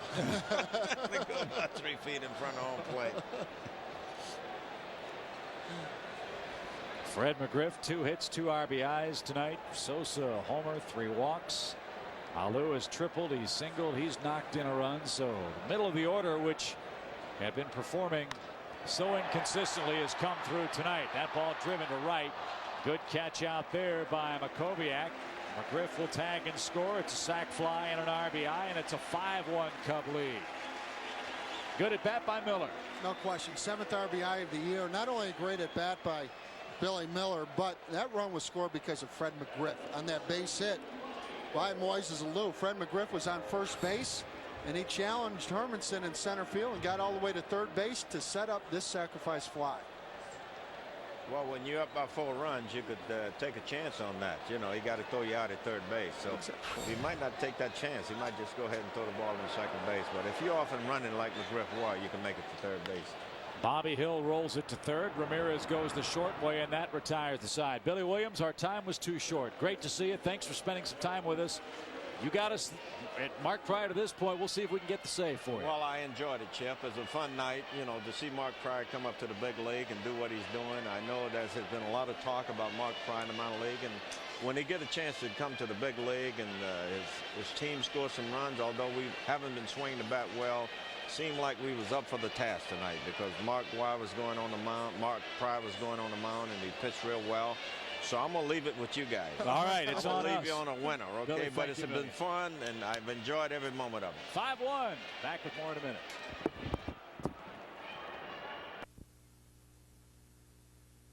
We head to our 6th inning. Brian Giles, Aramis Ramirez, and Rob Makoviak are coming up. And Giles hits a towering fly ball deep to left center field, and that one is gone over the basket. Brian Giles hits his 9th home run of the year, and that makes it a 5-2 game. What do you know, Dave? Billy Williams leaves, Tyson Chandler shows up, and the other guys score a run. My goodness, Tyson. Man, I didn't bring the bad luck in here. Tell you what, Tyson, you got a pretty big strike zone. Huh? I'll knock him out, though. Oh, if really? I came in there, I'll home runs all day. Oh, man. Tyson Chandler will join us for a couple of innings tonight as we keep a Chicago flavor to our special guest in the booth night. It's nothing personal. It's not particularly special because we have somebody in the booth just about every night, but we're glad you're here. Although, got to get rid of the Twins hat. We got to get you a Cubs hat. See, this is a Tyson Chandler hat. I had to explain that to everybody coming inside. The TC is. All right. We'll accept that explanation. How'd the rookie year go? Good. It went really good. You know, we finished off pretty well, and you know, we're really looking forward to next season. And he got the number 2 pick. Yeah, that really helps, you know, coming in the next year. Who do you want to see the Bulls pick? I don't know. There's a lot of talent out there, you know, especially with the first couple of picks, you know, having that high of a choice, you know, you're going to get a good player no matter what. So, you know, I'm looking forward to seeing who they, you know, choose to come in. 1 ball, 2 strikes to Aramis Ramirez. The Cub bullpen starts to get busy. You know, with the adrenaline pumping for Pryor, this is the time you start to worry about a young pitcher getting a little tired. Sure, and he's about at 95 pitches. And certainly not going to go over 115 or 120. And what I like right there is not so much, you know, you give up the home run, but what you do after giving up the home run. And Pryor records his 9th strikeout, and pretty much just here it is. That's the 9th strikeout, as Dave mentioned, most since divisional play by a man making his major league debut. Here's Makoviak. Makoviak has walked, scored, and he has struck out swinging. He's 2 for his last 21 for Pittsburgh. And again, fastball, changeup, breaking ball, all of them have been very, very effective. Tyson, what's the thing that you take out of year 1 into year 2, and that's that it's number 1 on your page in preparation for your second NBA season, if you had to say? It's just the knowledge of, you know, things you've learned during the course of the year. A lot of that you can, you know, put into your training and understand what you really have to work on, you know, as a young player. And that would be? For me, it's, you know, I got to get a lot stronger, and a lot of the stuff came with just understanding, you know, how to position myself and do certain things on the court that, you know, I wasn't expecting coming in as a rookie. 10 strikeouts. Wow. You sound like a man who's a big baseball fan, huh? Me, I watch when I can. You know, a lot of my family loves baseball. I'm glad to see this young pitcher out here doing what he's doing. Yeah, now, how old are you? Mark Pryor, 21 years old. Are you 20 now or 19? I'm 19. I shouldn't be saying young, but I guess he's... My goodness. Played in the NBA, and you probably just got your prom photos back. My goodness. You know, what impressed me about you, Tyson, this year in watching you, you can flat out run the court. That's what, you know, I try to come in and do, especially being as light as I am. I try to have some kind of advantage over everybody else. My goodness. 1 ball, No strikes, and that one outside to Kendall. It's 2-0.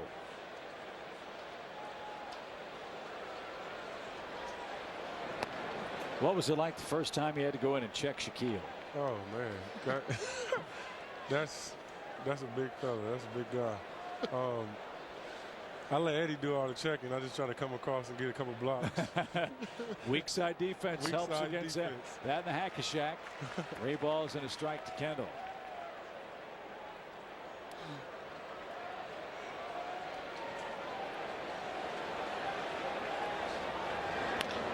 He swung at a bad ball, grounds to short, and Kendall is retired. Mark Pryor gives up the home run, strikes out the next 2, and gets a ground ball to short. Standing ovation for Pryor, who strikes out 10 in his big league debut in Chicago. His major league debut, the glad hand all around. Boy, what an exciting future lies in store for that young man. He's fired 6 innings, 10 strikeouts, 4 hits, 2 walks. He hit a batter and has allowed just 2 runs tonight. Cubs leading 5-2 in the 6th, and Augie Ojeda, Chris Steins, and then the top of the order. So what a night for Mark. Pryor might get another start. I think it's pretty good chance that's going to happen. My goodness, with that fastball and then that breaking ball. And he threw to a bunch of hitters tonight, out of the zone. And you know, in talking with Billy Williams about that, Chip, you know how good of stuff you have when you see some of the swings from your opponent. There's a high fly ball hit by Augie to left center field, but Hermanson gallops over and on the track makes the play for out number 1. So Steins will pinch hit. Crowd will not be happy because Pryor's taken out of the game, but he threw 104 pitches, and as we said, the Cubs will try to keep him around 100 as long as they possibly can. Baseball is littered with guys who've come up with great arms and have been ruined by throwing 130 every time out early in their career. You know, particularly your first big league start, and you're revved up to begin with, and all you're doing is trying to throw it through a brick wall. So that takes a little bit more toll on your arm. So I think it's a good move by the Cubs, and you get a pinch hitter in Chris Steins. And that's downstairs to Steins, hitting 194. We're going to shift gears a little bit now that Pryor's out of the game.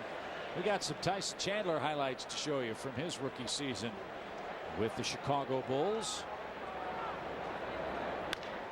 And a ground ball up the middle. Wilson fields cleanly, bad throw, and Steins tagged on the way by for out number 2. Couple dunks against the Lakers. You guys handled those guys pretty well this year. Yeah, that was an exciting game. I think that was one of the kind of turning points in my rookie season. Tell you what, Tyson, you can flush with the best of them. Some great dunks. Thanks. What's the difference between the coaching style? I know I'm not asking you to knock either man, but the coaching style of Tim Floyd and Bill Cartwright. Not many rookies go through what you guys went through with that coaching change. That's never easy. Yeah, that was a big change. I think when Coach Cartwright came in, he wanted to really get a close relationship with me and Eddie and kind of understand what we were going through as young players, because he's been through it all. Sure, and he's a big guy like you are. Exactly. So of course he understood that we needed a little guidance. So he came in and he made that known from the start. So that really helped me and Eddie out for the rest of the year. No balls and 2 strikes. Big sweeping swing from Patterson, who's 0 for 3 tonight, 0 for 11 in the series to this point. Pat Mahomes will be the next pitcher for the Cubs. He'll come on in the 7th here tonight. Cubs leading 5-2 behind Sosa, Pryor, and Patterson got hit in the face. That ball went past Patterson's nose and hit him on the face on the way by. Wow. An 0-2 pitch hit Patterson in the face.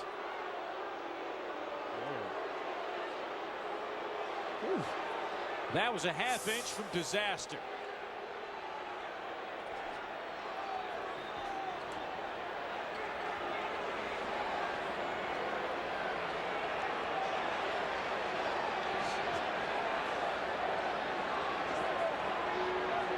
Corey Patterson is oh so fortunate because he was able to turn his head just a little bit, and that ball was able to glance off of his helmet just a little bit. I think it caught him in the lip. See a little blood on the lip.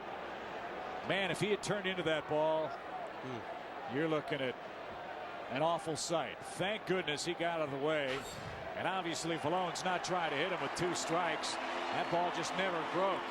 And it looks like David caught him, thankfully, on the upper right-hand elbow of that batting helmet. Right there. That was close. Going right on the visor. Oh. And you think Garden Shack's tough. Man, those balls coming at you pretty fast. That's why I couldn't be a baseball player.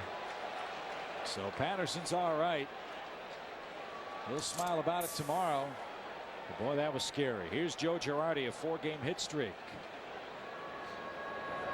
And he looks at a ball from Ron Vallone. Well, you get to go to New Orleans next year. You won't have to go down to Charlotte. You get to see the New Orleans Hornets. That'll be interesting. I want to see what kind of crowd they're going to draw out there. But I'd love to go visit the city, though. Just stay away from Bourbon Street the night before the game. If you go out afterward, that's okay. Bed check will be important when you get to the Big Easy. What's your favorite city to visit? I enjoy, Toronto and, of course, Los Angeles, New York, some of the bigger cities. But I think those are probably my favorites. 1 ball, no strikes. And Girardi takes high with ball 2. I think you were right about my strike zone, though. You'd have, yeah. You got a strike zone like Otto's, man. He's 6'7" over there. I don't think I would have hit a ball ever. 5-2. Cubs continue to lead here in the bottom of the 6th. Did you play at all, Tyson, baseball? I played when I was younger. Okay. Probably I was around 8 inches shorter, too. Now, when did you have your growth spurt as a kid? I was always big. I was like 6'4" in the 6th grade. Oh, my gosh. So I was always a lot bigger than the average kid. Oh, 6'4". When could you dunk? In the 6th grade. 6th grade. Yeah. I started getting close like after 5th grade. In the 6th grade, I can really get up there and dunk it. Oh.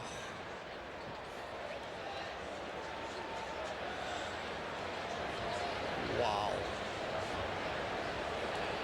The one thing that impressed me about both you and Eddie Curry, as you matured this season, both, you put on some weight, and Eddie Curry, his body, maturing. Both of you guys are still still growing. And that's what people don't understand. When Eddie, fully matures, and he still has growing to do, and he's still going to get stronger as he get older. Right. When that happens, it's going to be scary for the rest of the league. All things being equal, and in this day and age, it's not fair, but it's part of the price you as a professional athlete have to pay. Take the money out of the equation. Any regrets coming out when you did? No, I really don't, because this is where I wanted to be. And college probably, I'm sure it could have served me some good, being coached a little longer and learning the fundamentals of the game a little closer, but I'm happy with my decision. And as you know, if you stick around in the NBA long enough, you might be able to buy your own college in a couple of years. You never know. That's right. 5-2 our score. Back with the 7th inning in a minute.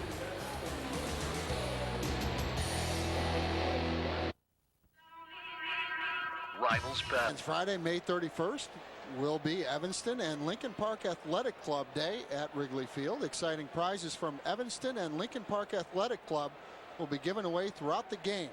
You can win with a lucky ticket number drawing or stop by the Cubs offices at Wrigley Field for a free entry form. That's Evanston and Lincoln Park Athletic Club Day at Wrigley Field on Friday, May 31st. Pat Mahomes is on to pitch, and young Reese and then the pitcher spot due for the Pittsburgh Ball Club. Mahomes pitching for the 5th time out of the Cub bullpen. Dave Otto, Chip Caray visiting with Bull star Tyson Chandler at the ballpark. We've got to ask you, the NBA playoffs are off and running. Any surprises for you from what you've been able to experience and see now? I thought Dallas would give Sacramento, a little tougher run. I thought they would be in and make that series longer than it lasted. Yeah, that's a fun team to watch, that Sacramento ball club. Goodness gracious. They fly up and down, take any shot at any time, and play no fear at all. That's why that series was so great, with Dallas and Sacramento. Dallas does the same thing, and this is like, they're getting a shot off every 10, 15 seconds. That's like the old NBA when I was doing it as Young walks to lead off the 7th. Teams that actually score 120 points every night, not once a week. It's changed a lot now. Yeah, it's kind of slowed down a little. Teams are starting to play a little more defense. So you've got Sacramento and the Lakers out west. You've got the Celtics and the Nets in the east. Now, of course, the Bulls an Eastern Conference club. What do you say the keys are now as that series tied 1-1 the rest of the way? I think, it's not going to be so much about what the stars are going to do. The stars are going to come out there and do what they're going to do anyway. It's the role players that really have to step up for both teams.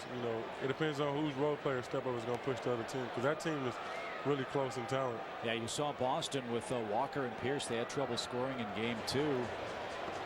But their reserves came through and gave them a big lift, and they evened the series. Exactly. So, that's what, New Jersey's going to have to do. It's going to have to be the young players, and, the players coming off the bench is going to have to give them a spark.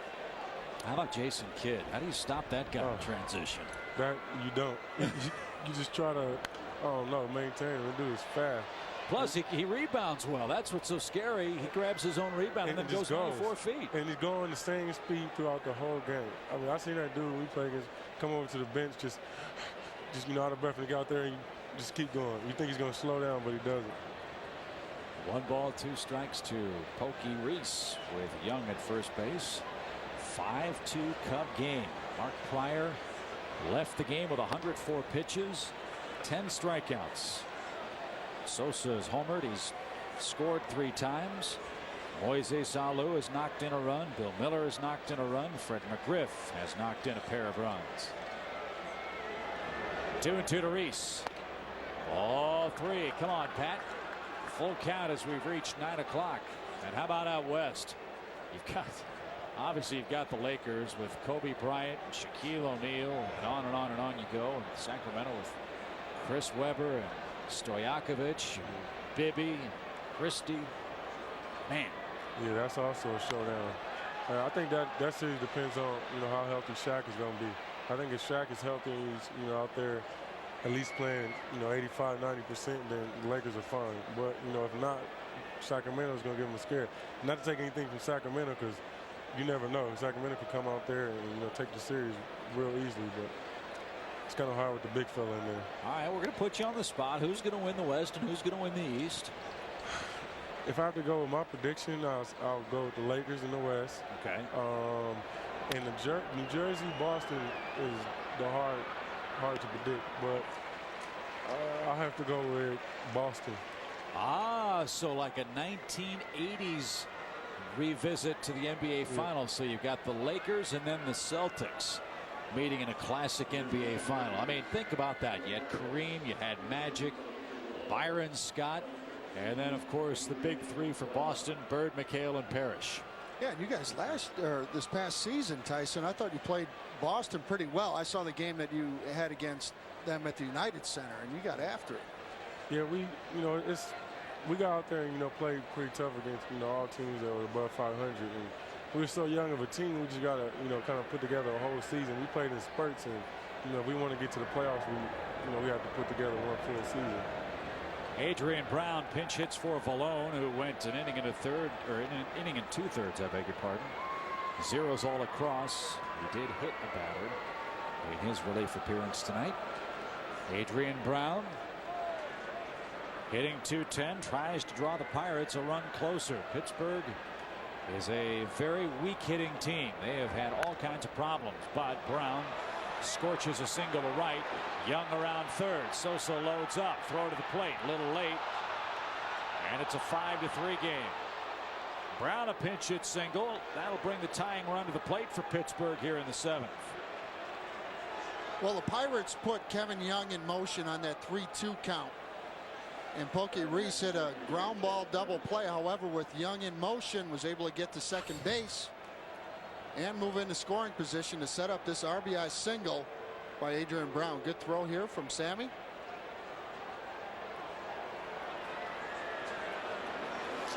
And Larry Rothschild out to try to settle down Mahomes. You don't want to let this thing get any closer than it already is. You'd hate to have Pryor's night spoiled by some problems in the bullpen. And this, Dave, has been an area where the Cubs do miss Kyle Farnsworth. There haven't been many opportunities to close out games late. But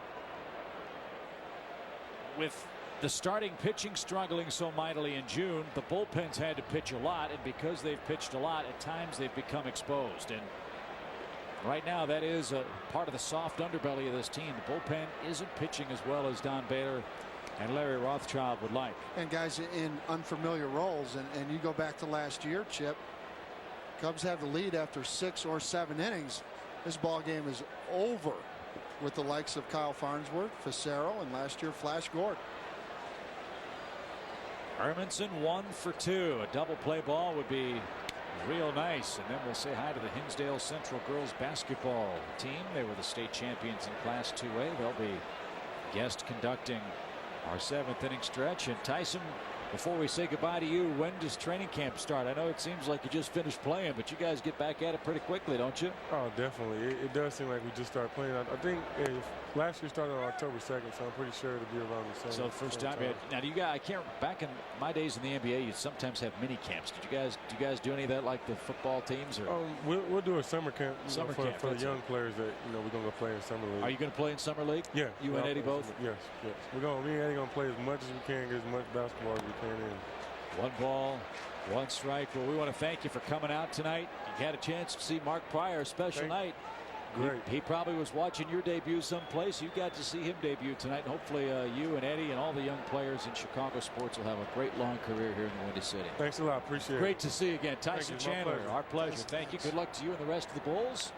Close play at first, and back safely is Chad Hermanson. It's a 5-3 game. We're in the top half of the 7th inning.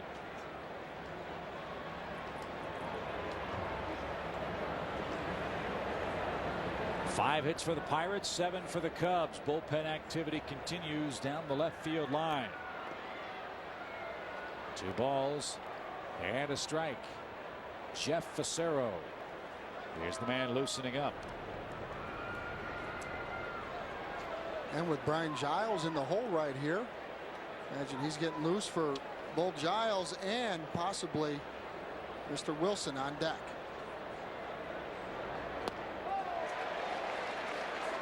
Two and two.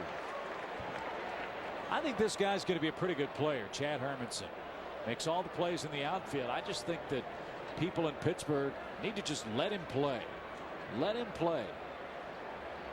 He's made a couple of adjustments at the plate. As you see here, he is off the plate, and that's when you really have to crowd him inside with that fastball. Because by standing that far off the plate, he is diving into the plate, and that's when you can get that fastball inside on him. And here it is. Cubs are thinking that Brown might do some running. He's a pretty speedy player. They're hoping Hermanson can hit the ground ball at somebody here and get out of this 7th inning. Pirates with single runs in the 6th and here in the 7th, and it's out of play again. Let's get you up to date on the scoreboard. Tom Glavine goes the distance again for Atlanta. He's 7-2. He shuts out Montreal 2-0 tonight. That game at Olympic Stadium. Phillies beat the Mets 5-2. Terry Adams wins for the 2nd time. They beat Al Leiter tonight. Reds beat the Marlins 6-2, so no ground to be gained in the Central tonight. Runner goes, swing and a miss. The throw by Girardi is a little late. Mahomes strikes out Hermanson, and Brown in scoring position with 2 men out. Todd Walker, by the way, for the Reds, 2 home runs, 5 batted in, and Elmer Descends picked up the victory. Dodgers lead at Milwaukee 1-0 in the 8th. Ben Sheets against Hideo Nomo in that one. Astros over the Cardinals 2-1 in St. Louis. Julio Lugo is homered for the Houston club.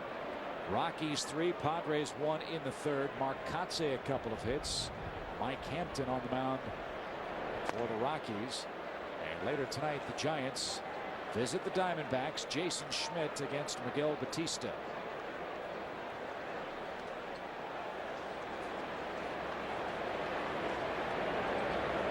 Wilson is 0 for 2 with a sacrifice. AL scoreboard, Rangers beat the Twins 6-5. Kenny Rogers the victory. Hideki Irabu with 11 saves. Jays beat the Yankees 8-3. Former Cub prospect Eric Hinsky another home run. Oakland over the Orioles 7-6. Mike Fury, a former Cub, got the win in that game. And Girardi hit on the bare hand by that foul ball. White Sox beat the Red Sox. Wow, what a game. 2-0. John Garland and the White Sox bullpen combined on a 3-hitter at Fenway Park. Garland and Folk got it done. Garland went 8 strong innings. Tigers beat the Indians. A 1-hitter by Jeff Weaver. 2-0 the final. Royals and Angels just underway, as are the Devil Rays and the Mariners. By the way, Tampa Bay got their first complete game in 194 games yesterday when Joe Kennedy went the distance in Seattle. And the crowd hooting and hollering as a mallard duck has taken up residence at the ballpark once again. And there she goes, safely ensconced in the bushes in center field. 1-2 pitch.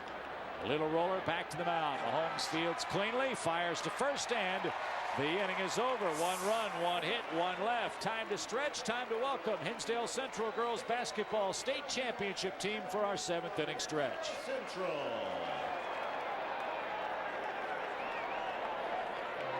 All right, let's welcome Mark Pryor to Chicago. Good and loud. Here we go. On 1.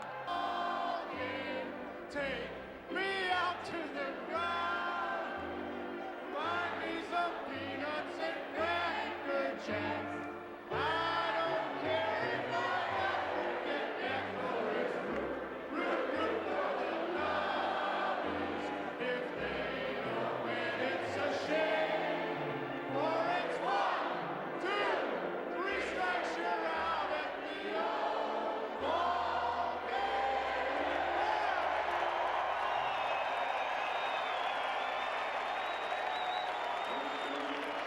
If I'm getting ready for a big fight, you know, my friends might say, you know, I'm gonna digit strikeout performance.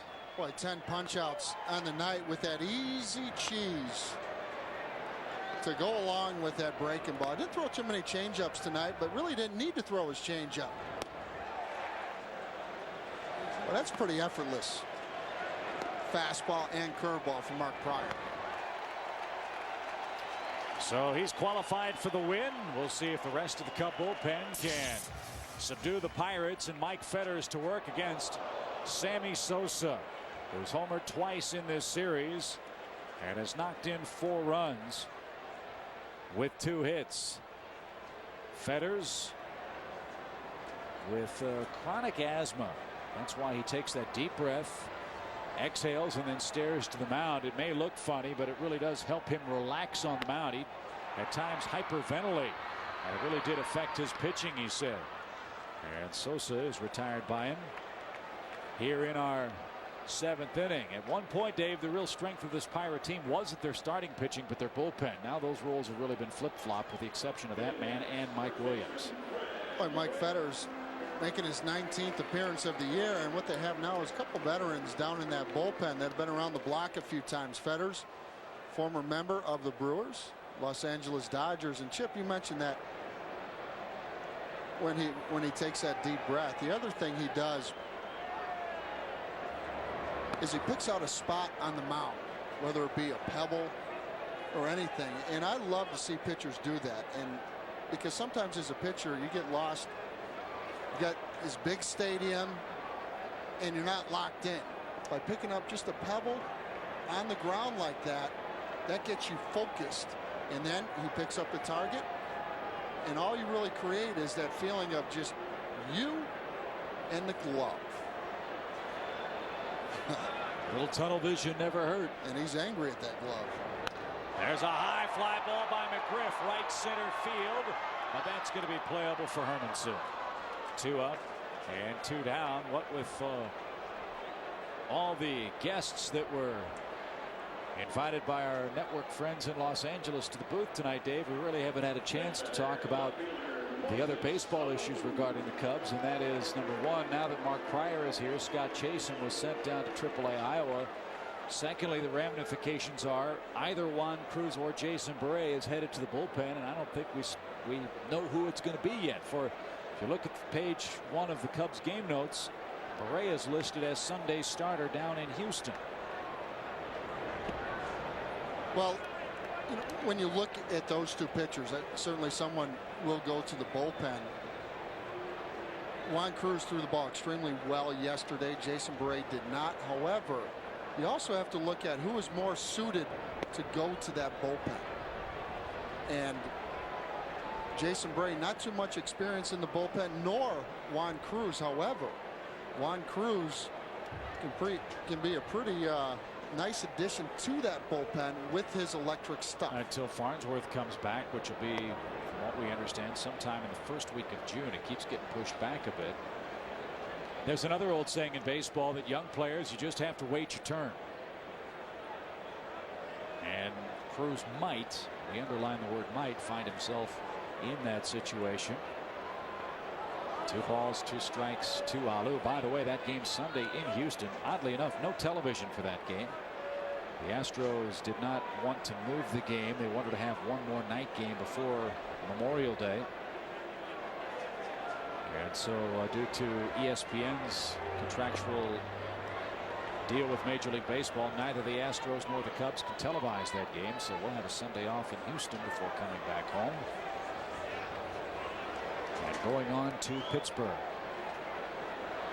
Full count to Moises Alou. He's got that average climbing slowly. It's up to 176. He's had a 2-hit, 1 RBI night tonight. And he's on base for the 3rd time as Fetters issues him a 2-out walk.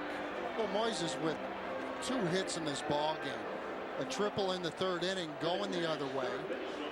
And in the 5th inning driving the ball up the middle, and both times really waited back and stayed on the ball that much longer. And I like that walk right there because he laid off a couple of nasty split finger fastballs from Mr. Fetters. Bill Miller 0 for 2 with a sac fly tonight. And that one taken over the outside corner. Fun pitching matchup tomorrow. Matt Clement against Chris Benson. Matt's been stuck on 1 win for a while. Standing room only crowd tonight announced at 40,138. And that'll retire the Cubs in our 7th inning. On we go to the 8th. Jeff Fassero scheduled to come out of the Cub bullpen and protect a 2-run lead. Cubs baseball is brought to you in part by Bayer Advance, where better thinking always gives you better results. Right now, an eating machine may be destroying your lawn. Oh, am I hungry? I'm starving. I'm gonna eat the whole yard. Now there's Bayer Advance season-long grub control with merit. It's specially designed to kill the grub's appetite. What's this? And it's guaranteed to kill more grubs all season long. I ain't hungry no more. Get the grub before the grub gets your lawn. From Bayer Advanced, where better thinking always gives you better results. Hey.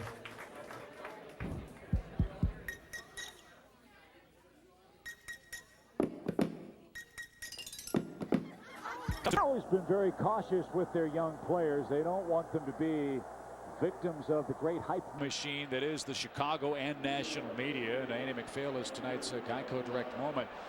He's trying to avoid making the kid to be the savior. And I think anybody who follows baseball long enough knows that how important starting pitching is. But a guy that is out on the field every 5th day isn't going to be the savior unless, Dave, he's a modern day Babe Ruth and can hit in between his starts. Now, that's not to say that everybody in the Cub family not happy to have Mark Prior here. They are. But the problems that this team has had have more to do with who has been here rather than who just got here. No question. I think that's a valid point. You're only out there once every 5th day.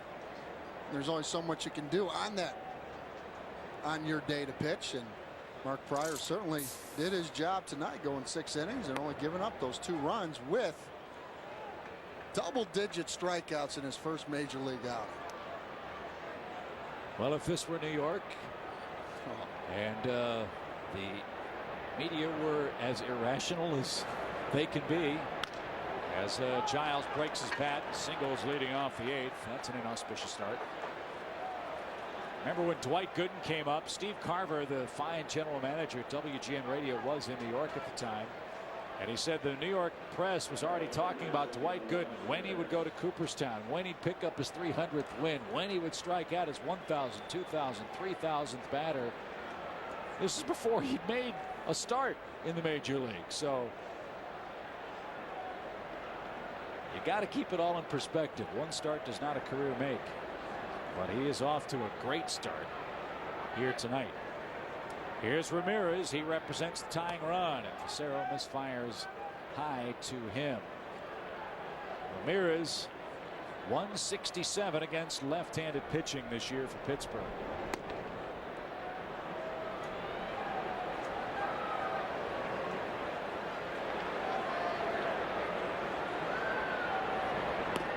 Took a little off and it danced over. 1 ball, 1 strike. Another lefty, Scott Sauer, back up for the Pirates. Again, Lloyd McClendon trying to stick as many lefties out there against the Cubs, knowing how badly they've struggled against southpaws this year. The Cubs coming into this ball game only .220 against left-handed starters. However, did a number on Dave Williams. Williams gave up all 5 runs, a starter for the Buccos, and 4 1/3 innings pitched. Imagine Don Baylor and Larry Rothschild right now going over the lineup coming up. I imagine you're going to see Craig Wilson as he is in the on-deck circle. That's why Al Fonseca's up. You'd love to see Fassero get a double play ball here if he can.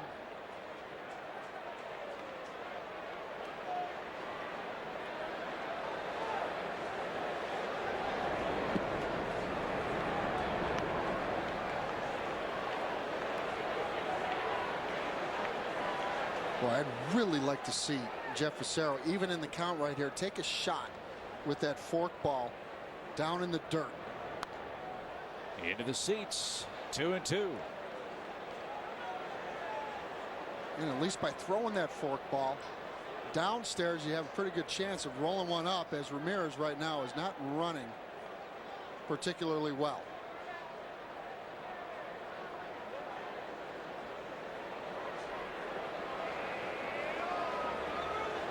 And Giles in the series, my goodness. All of a sudden he has gotten hot. 6 for 10 with a home run, 6 RBIs. This is a man that had 3 RBIs the entire month. 2-2. Good at bat. Tell you what about Ramirez, he may not be swinging the bat particularly well right now, David, but he's making the Cubs pitchers work to get him out. That's sign of a guy that might be ready to break out of it. Hopefully it won't happen in its entirety until after Pittsburgh leaves. Well, and that's where I'd like to, you never feel comfortable as a pitcher going to 3-2, but boy, if you could try and throw a pitch downstairs and make him swing at something out of the zone. There. Little ground ball to short. Can they turn it? Second base one is all the Cubs will get. Force play takes care of Giles. You have a much slower runner at first, so that's not a bad deal. And now Wilson, who hit 7 pinch hit home runs last year, will have a chance to tie the game for the Pirates, but he won't have a chance to do it against Jeff Fassero. Boy, on this infield, you have to charge everything. Slow infield and good feed there by Ojeda. So out of necessity, Don Baylor will go to Antonio Alfonseca, it appears, for a greater than 1 inning save opportunity. Boy, that's become a rarity in Major League Baseball. And he will work the double switch now. Darren Lewis will come in and patrol left field as well. So Alfonseca's on for the Cubs. He'll try to pick up save number 7 when we return. If there's lots of places that you would like to see, fly Southwest Airlines, because friends fly free. For romance. Give it a chance. Fly so you can dance. Fly so you can cry. Fly, cause it's America. From sea to shining sea. And if you fly Southwest Airlines, your friend flies free. Announcing Friends Fly Free from Southwest Airlines. Simply purchase a special discounted fare starting at $59 and a friend comes along for free. You are now free to move about the country. This is $1 million. This is a Sharpie, and this is how you can get both. Look for specially marked packs for your chance to win up to $1 million at the Sharpie 500.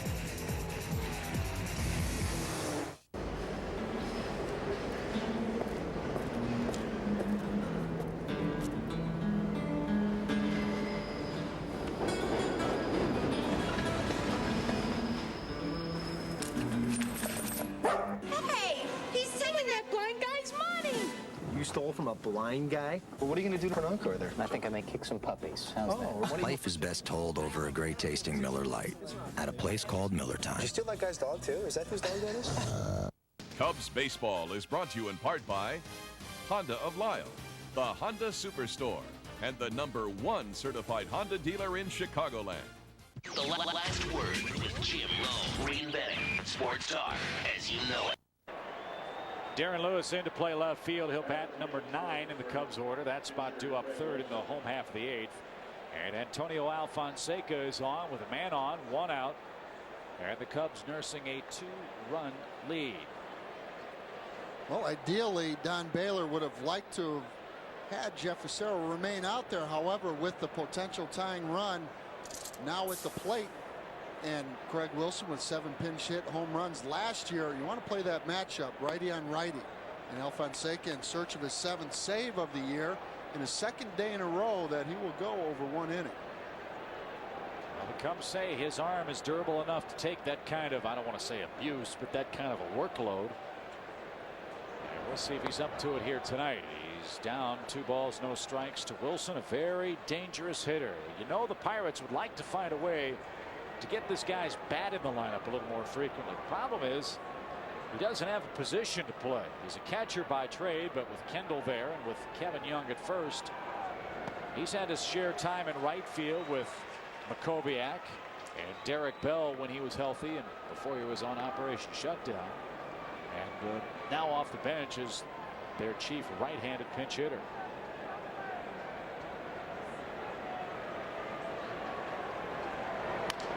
Broke his bat. Ground ball to Miller at third. They'll take the sure route. Go to first. Wilson really got jammed. Runner at second. 2 out. What did Billy Williams say? Grown man hit that? Yeah, that's it. I'll tell you what, I like Alfonseca. You know, even with the, a guy that can hit the ball out of the ballpark, he's not afraid to run that fastball in on right-handed hitters, and that is a turbo sinker.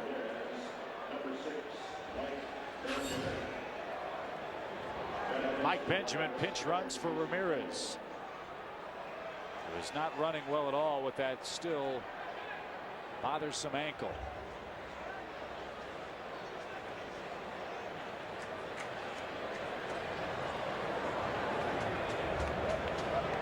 Kendall 0 for 2. He's been hit by a pitch.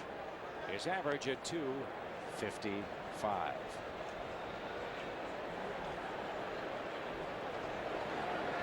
A real good team. This guy would be a real good player. Problem is, where do you hit him if you're a Pirate? Well, that's the reason why he's hitting in that 6th slot in the order, because Lloyd McClendon feels like that's an RBI slot. Ideally, he's a player that would hit in that 2nd slot because he's so difficult to strike out.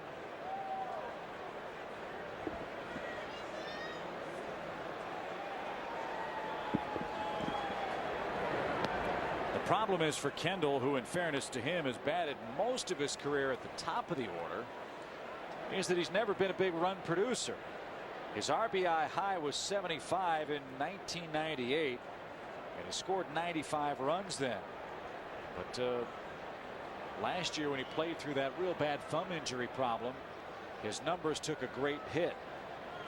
But for a guy that's going to hit between 12 and 14 home runs and drive in anywhere from 50 to 70 runs, $10 million a year is a pretty high price to pay, no matter how good a player he is. And that's the quandary the Pirates find themselves in. There aren't too many $10 million a year leadoff men in baseball. He doesn't have the kind of stroke that's going to make him hit more home runs at PNC Park. They've got a huge left and left center field there. His best stroke is to right and right center, and he hasn't been able to do that consistently because of the thumb problem. So just hasn't been a real good fit for him the last year plus in Pittsburgh. 2-2 pitch. Base hit to left field. Here comes Benjamin around third. He will score without a play, and we've got a one-run game on our hands. Jason Kendall knocks in his 16th run, his third RBI of this series, and charge that run to Jeff Facero. Well as Alfonseca throws the ball inside, running in on right-handed hitters, if you don't at least show a hitter that slider away, all of a sudden hitters can lean on that inside pitch, and Kendall gets just enough to dump it over Bill Miller's head. Well, here's a guy that you said very appropriately earlier has a slider speed bat. You do not want to give this guy anything with a wrinkle in it. No. Kevin Young 0 for 2 with a walk and a run scored. Cubs have given up single runs in each of the last 3 innings. What looked like a cakewalk has turned into a one-run nail-biter tonight.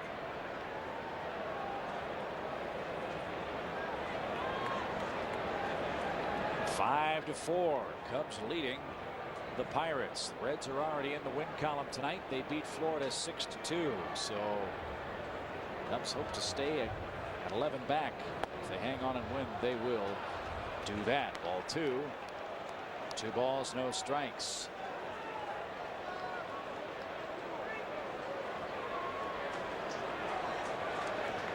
No one heads up here. Kendall over at first base. You know, if you lose sight of him, he will take second base. 2 balls and 1 strike. Sam Newby of our media relations department wants to extend condolences to the family of Warren Hacker. Pitched for the Cubs for 8 seasons from 1948 to 1956. Warren Hacker passed away last night at the age of 77. And we had those thoughts as well. Just inside, ball 3. You got Pokey Reese waiting on deck.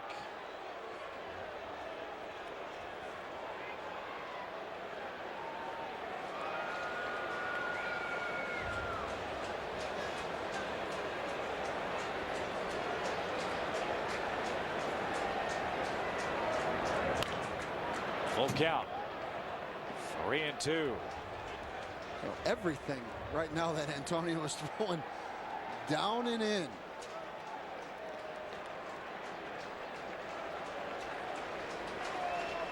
And what happens is when he does throw that sinker out over the plate, that goes right into a guy's bat. Tell you what, I would still stay with that fastball in.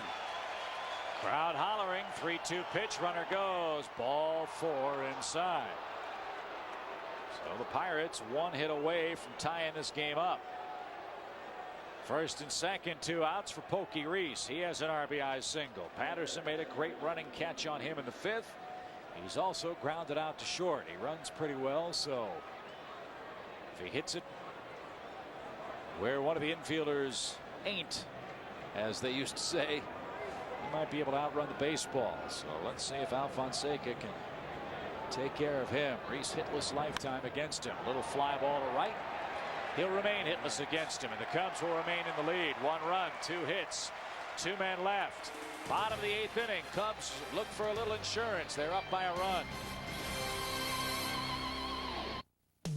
Introducing the best damn sports show, period.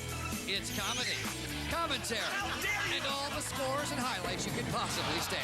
It's not sex, but it's close. The best damn sports show, period. Weeknights at 10. Rattle, rattle, thunder, clatter, boom, boom, boom. CarX brakes for life. Never pay for brake pads or shoes again from just $69.95. CarX, more than you thought for less than you'd think. Don't worry, call the CarX man. People of legal drinking age should enjoy alcohol responsibly, but don't drink if you're under 21.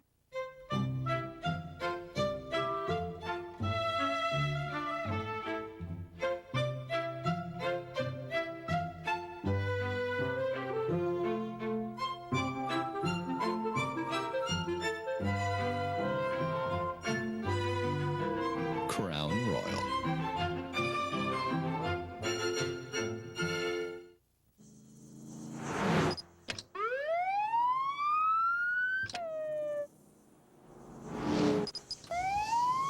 Oh, come on, let's get this guy. It's got to be over 100 degrees out there. You have any idea what that does to an engine? Need a motor oil for hot temperatures? We developed one. Pennzoil Synthetic resists thinning to protect engines in hot summer conditions. Pennzoil, word driving protection. Get ready for summer with Pennzoil Synthetic. Now at Jiffy Lube, the well-oiled machine. The last word with Jim Rome. Green Betting. Sports talk as you know it. Fox Sports Net's coverage of Chicago Cubs baseball is brought to you in part by Southwest Airlines, bringing people together with low fare. Miller Lite. Life is best told at a place called Millerton. Hyundai, where driving is believing. Test drive one at your local Hyundai dealer today. And by AT&T Broadband.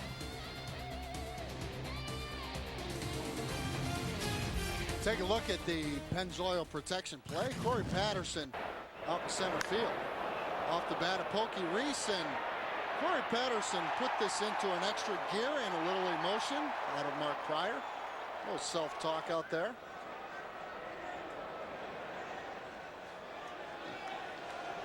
Well, how about a little insurance? Oh, everybody needs insurance, don't they? You got that right. Hill, Ojeda, and Lewis are up against Scott Sauerbeck. Crafty Pirate left-hander. Wilson stays in the game in right. Mike Benjamin stays in the game at third for the Buccos. Good ball game tonight here at Wrigley Field. Cubs try to take a 2-1 series lead and win a rare one-run victory. They have come very difficultly for the Cubs. 4-10 in one-run games this year. Pittsburgh 10-6. The reason? Their bullpen's been great. Coming into this series, that Pirate bullpen ranking 5th in the National League with a 2.94 ERA, and Sauerbeck making his 22nd appearance, and pretty good numbers out of him because of that breaking ball that you just saw to Bobby Hill. They didn't throw like that in Iowa, for goodness sakes. That thing was like the Altoona curve. Tell you what, those backdoor breaking balls from left-handers start way off the plate. Sometimes you give up on it as a hitter. Ball 1-2, Augie Ojeda.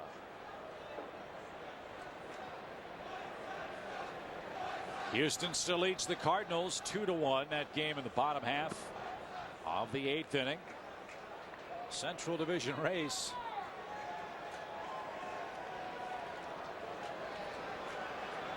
Reds by 3 over the Cardinals. If St. Louis loses, that'll move to 4, of course. Houston 5.5 back with the Pirates. The Cubs 11 back. You really have to hope that with the division playing against each other, that the games, that nobody sweeps anybody else at this point. Let the division beat itself up. Let the Cubs get healthy again, and then see where you are once this run of divisional play ends in the first week of June.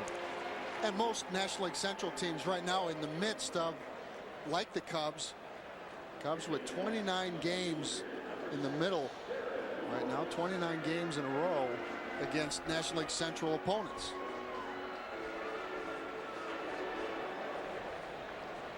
Darren Lewis bats for the first time here in the 8th inning. How about a long ball off of his bat? That would send the crowd into delirium.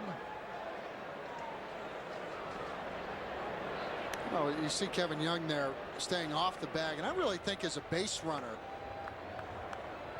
you can get that much bigger of a lead over at first base, and the theory behind having Kevin Young stay off the bag is he's in a better position to field once the ball is delivered. However, you as a runner can go almost as far as that first baseman.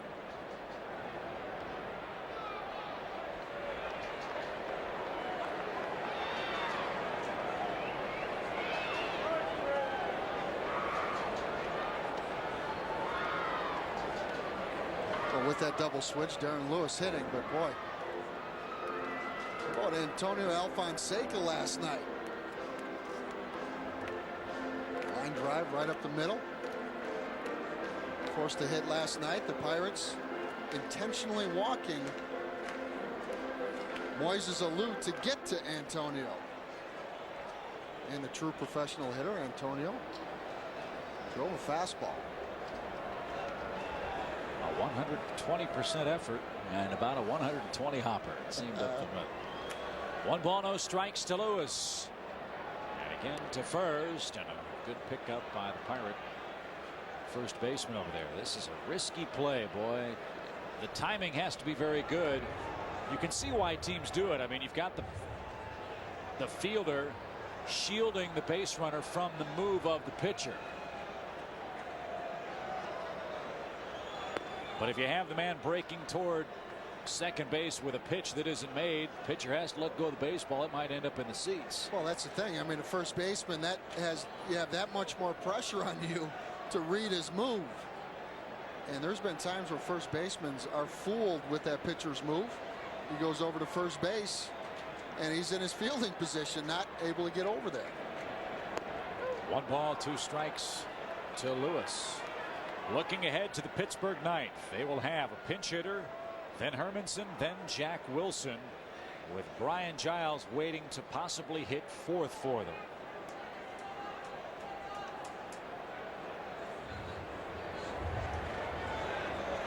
One-two. Again, it's foul and out of play by Lewis.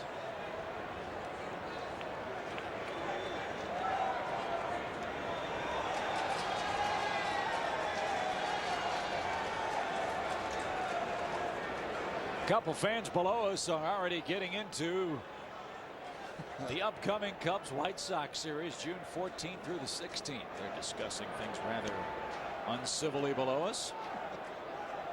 Cubs will play in Seattle at the Sox, at home against Texas for their interleague play this year. Not only will you not have to face that vaunted pitching staff of Oakland, you won't have to face Anaheim either. That's a pretty good deal. Pulled toward third, and that's inside the bag, fair. Ojeda around second, on his way to third. They're going to green light him, and he's going to score. How about that? A double for Lewis makes it a 6-4 game. The Pirates don't guard the line, and a slow roller results in a big insurance run.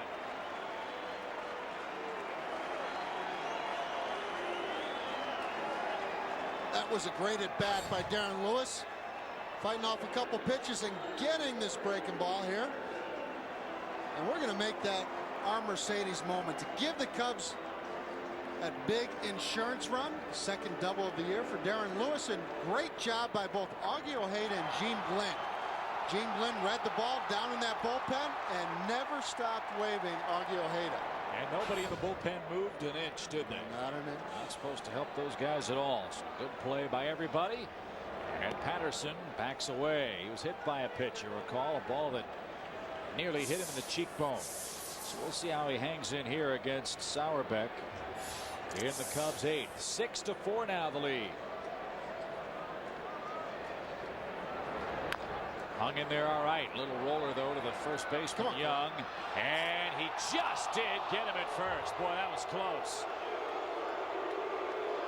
Runner at third, 2 outs.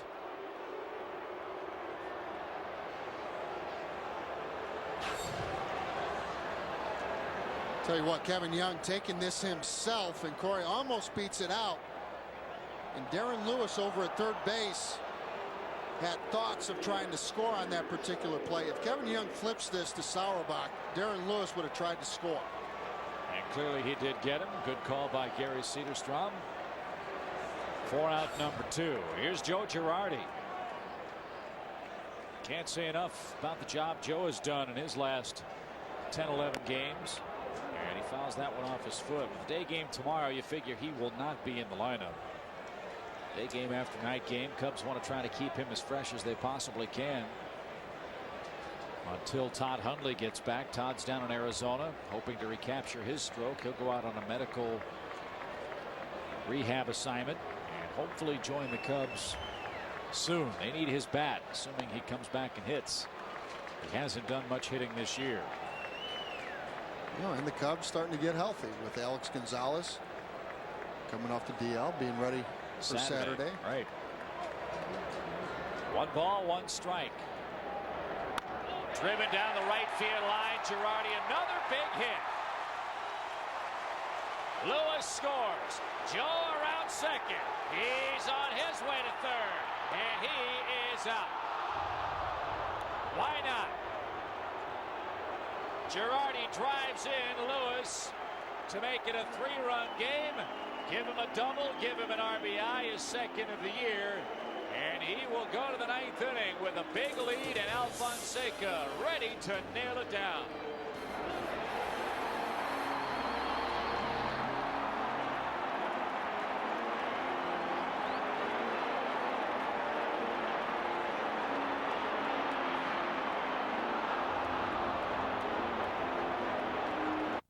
$10 million, $12 million, just buy it. Take it to Oakland? Okay, last minute fare. That'll be $1,300 one way. Larry? Yep, we're changing airlines. Even our last-minute fares are affordable at Southwest Airlines. Introducing new nonstop service from Chicago Midway to L.A., Seattle, San Diego, and the San Francisco Bay Area for just $199 each way. Every seat, every flight, every day. You are now free to move about the country. 30 years ago, a neighborhood butcher created a cut of steak that was tender every time. All that was left to do was come up with a name.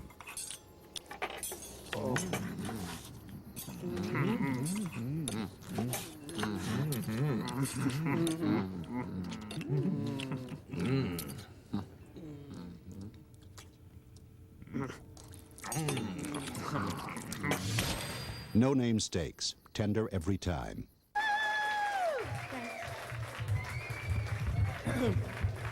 Hey.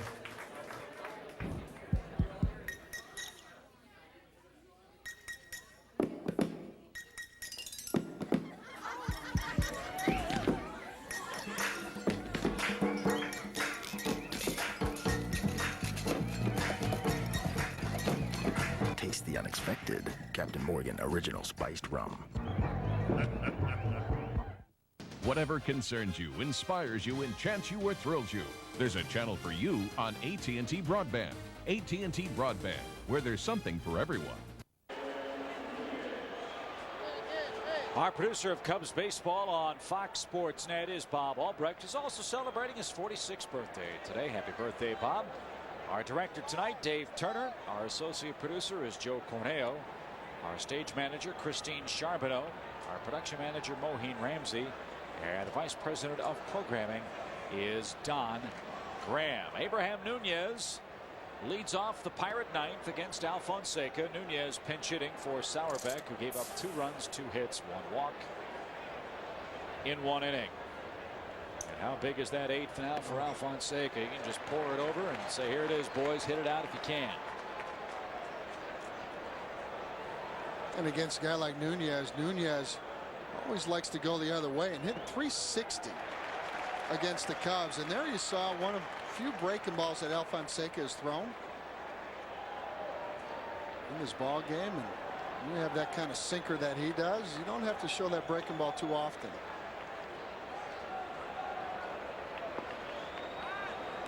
The question you have is, with Alfonseca tonight, an inning and 2/3. He went an inning and a third yesterday. Would he be available tomorrow if the situation arises? You know, I would tell him, Antonio, tomorrow to put on your tennis shoes. So that way a manager has no thoughts of bringing him into the ball game. And I always like the rule, if you've thrown 2 straight days in the amount that Antonio has thrown, shut her down that 3rd day. But it's so tough to do, though, Chip, because, you know, sometimes when you look at the Cubs record, 13 games under 500, they haven't been in that position too many times. Yes, some will say, well, he's been pretty well rested.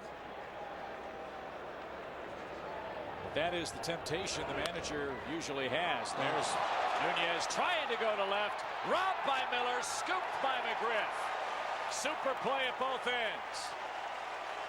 Finally, Dave Otto, the Cubs playing with a little sign of emotion. You see Billy Miller hollering over to Freddie there? Our boy Freddie. Both Bill Miller here and Fred McGriff picking and grinning.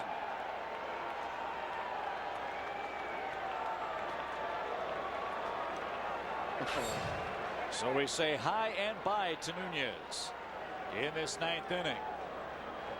Hermanson the batter. Hermanson 1 for 3 and 4 for 10 in the series.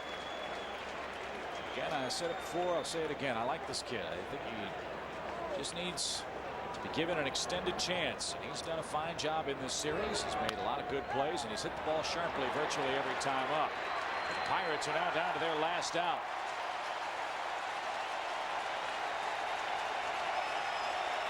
And the Cub fans, 40,138 strong. Biggest crowd since opening day. Ready to see that man break out in a smile. Mark Pryor on the verge of being a winner in the major leagues in his debut tonight in Chicago.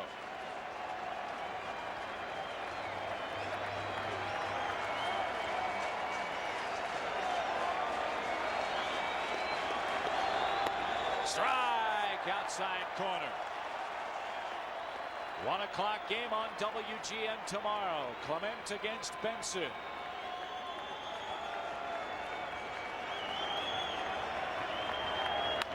Ground ball to short. Augie's got it, and the Cubs win it. 7-4 your final. Mark Pryor, congratulations. Welcome to the show, and what a show he put on tonight, Dave Otto. 10 strikeouts in 6 innings. He's a major league victor for the first of what will be, I'm sure, many, many times. What impressed me most about Mark Pryor was the composure that he showed from that first inning. And Chip, you mentioned those 10 strikeouts, and with that easy cheese right out of the gate to go along with that nasty breaking ball.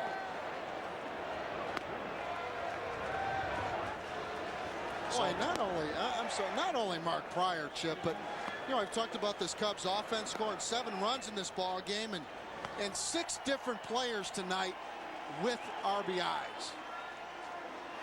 And you look at that middle 3, and Sosa, McGriff, and Alou all with RBIs tonight. And Sosa, McGriff, and Alou, much maligned for a lack of production tonight.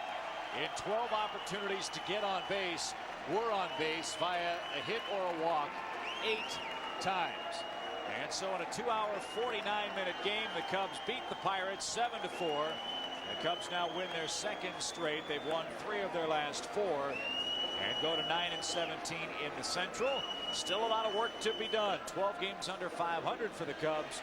But with Mark Pryor and this team in total, it was an excellent, excellent start.